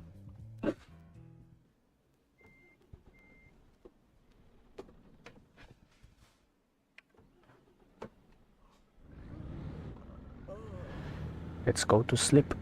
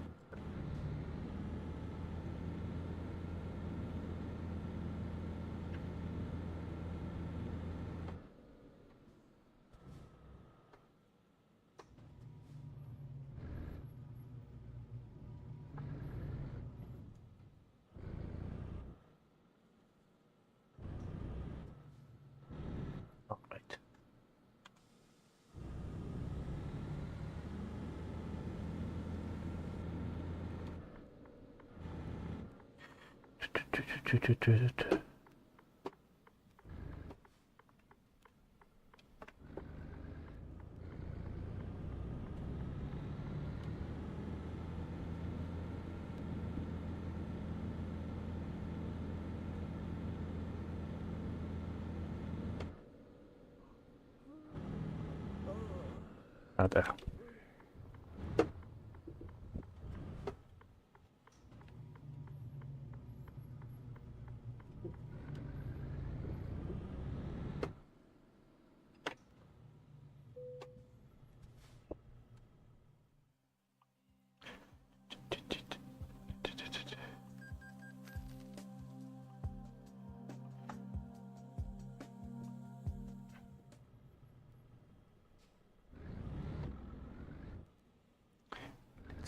Sleep, sleep, sleep, sleep.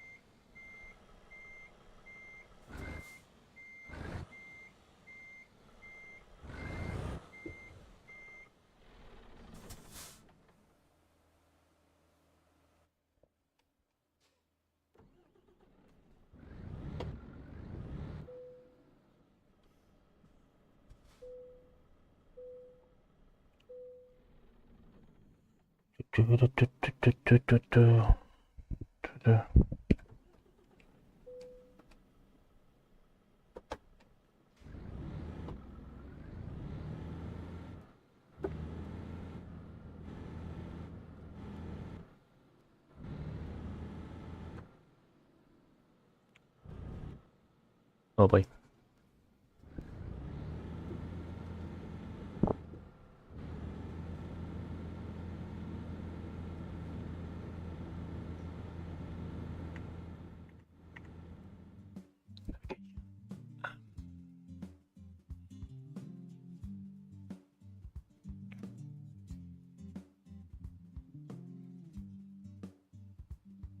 There.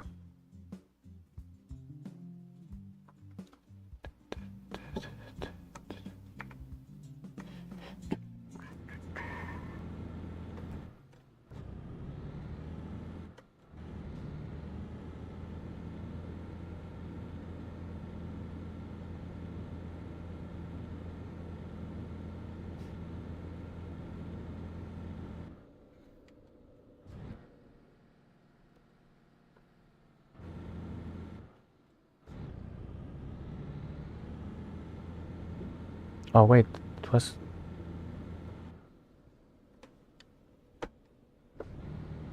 the other side, ah.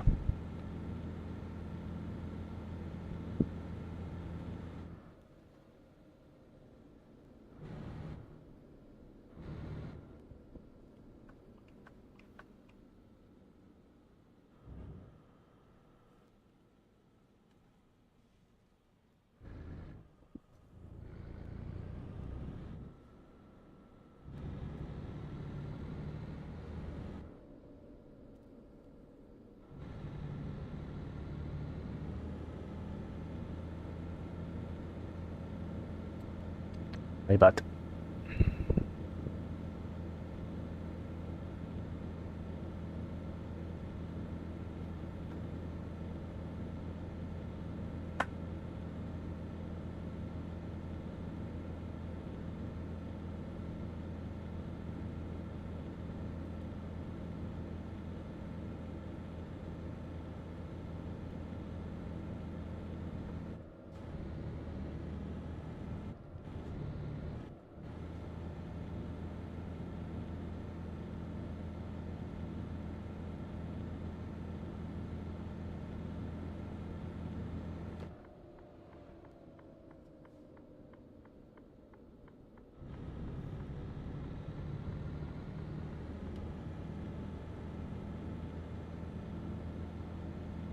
Three hours.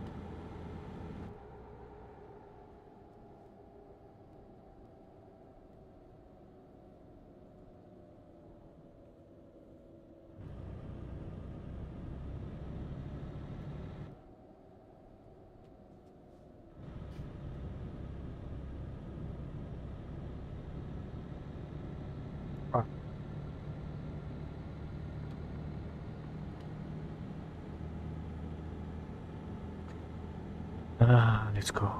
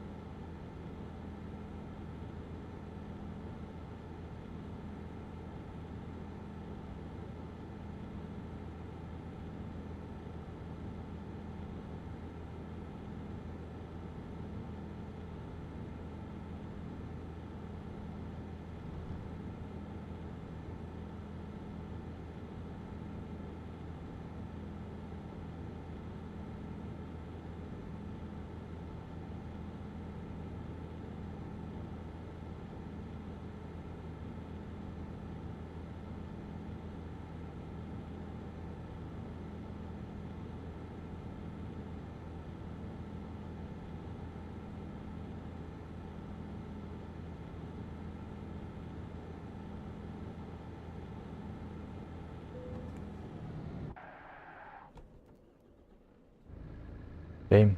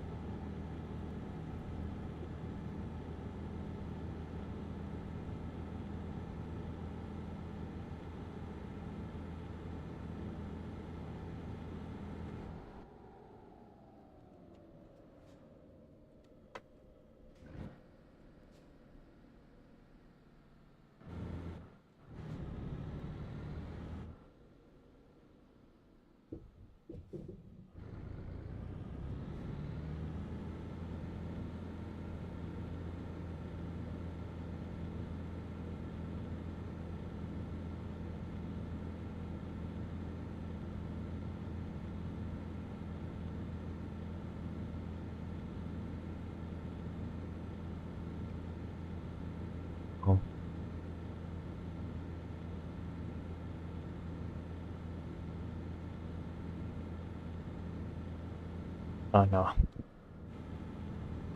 Oh shit.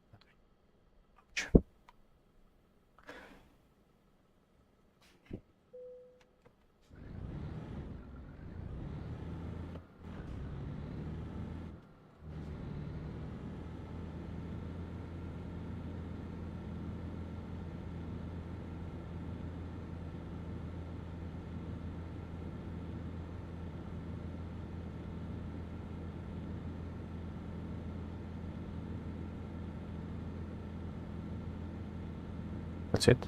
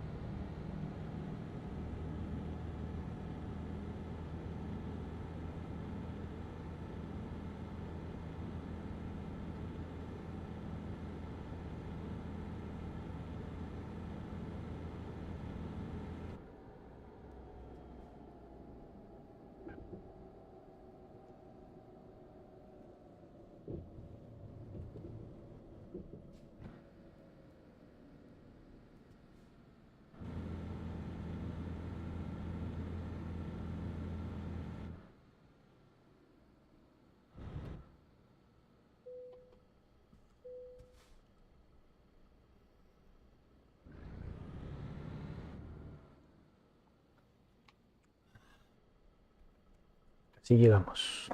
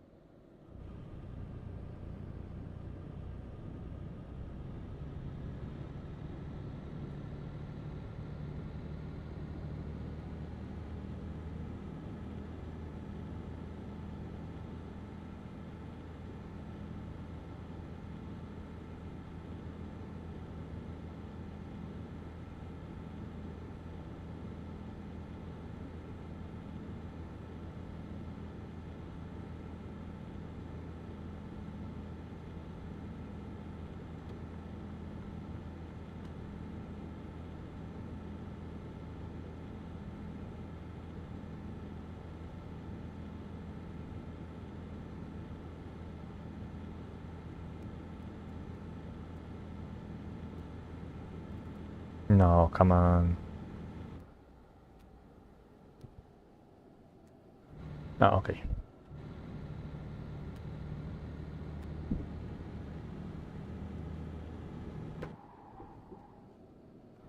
Oui.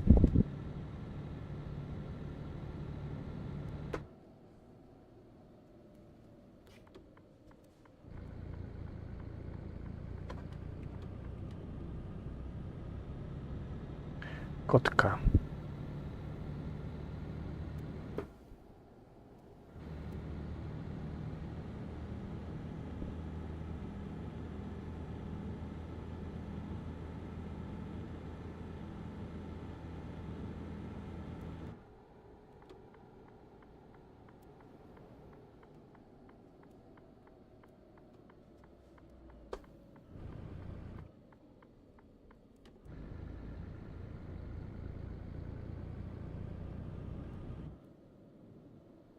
Right.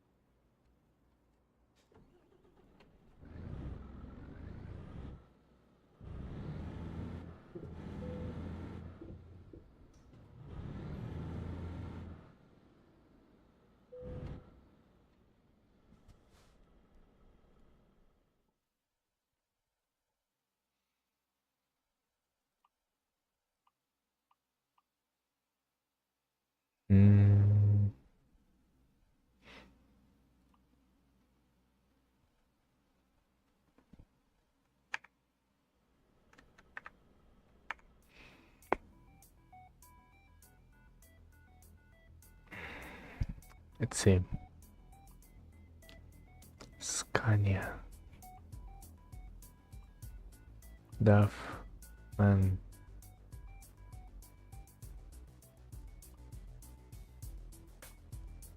I need Iveco.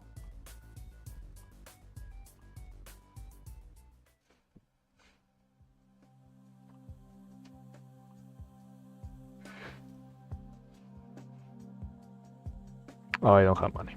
Okay.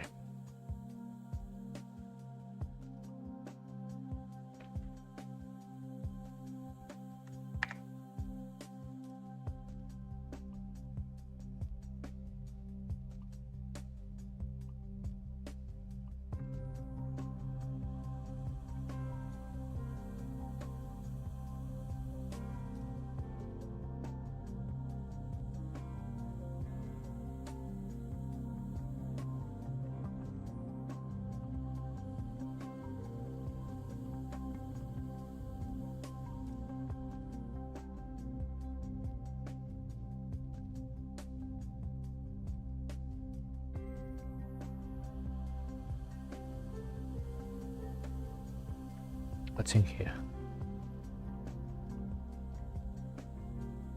Ah. This goes to this. This goes to this. Okay. Still need money.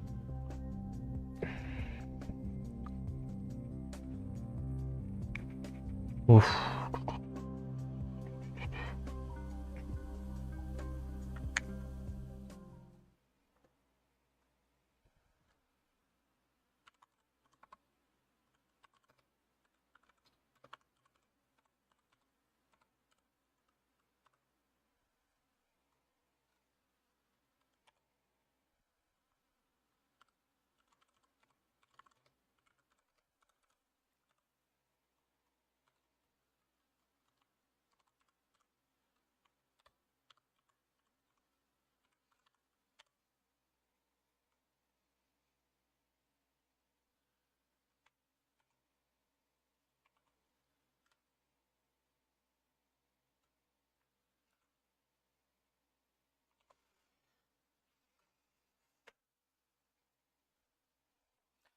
Bye bye.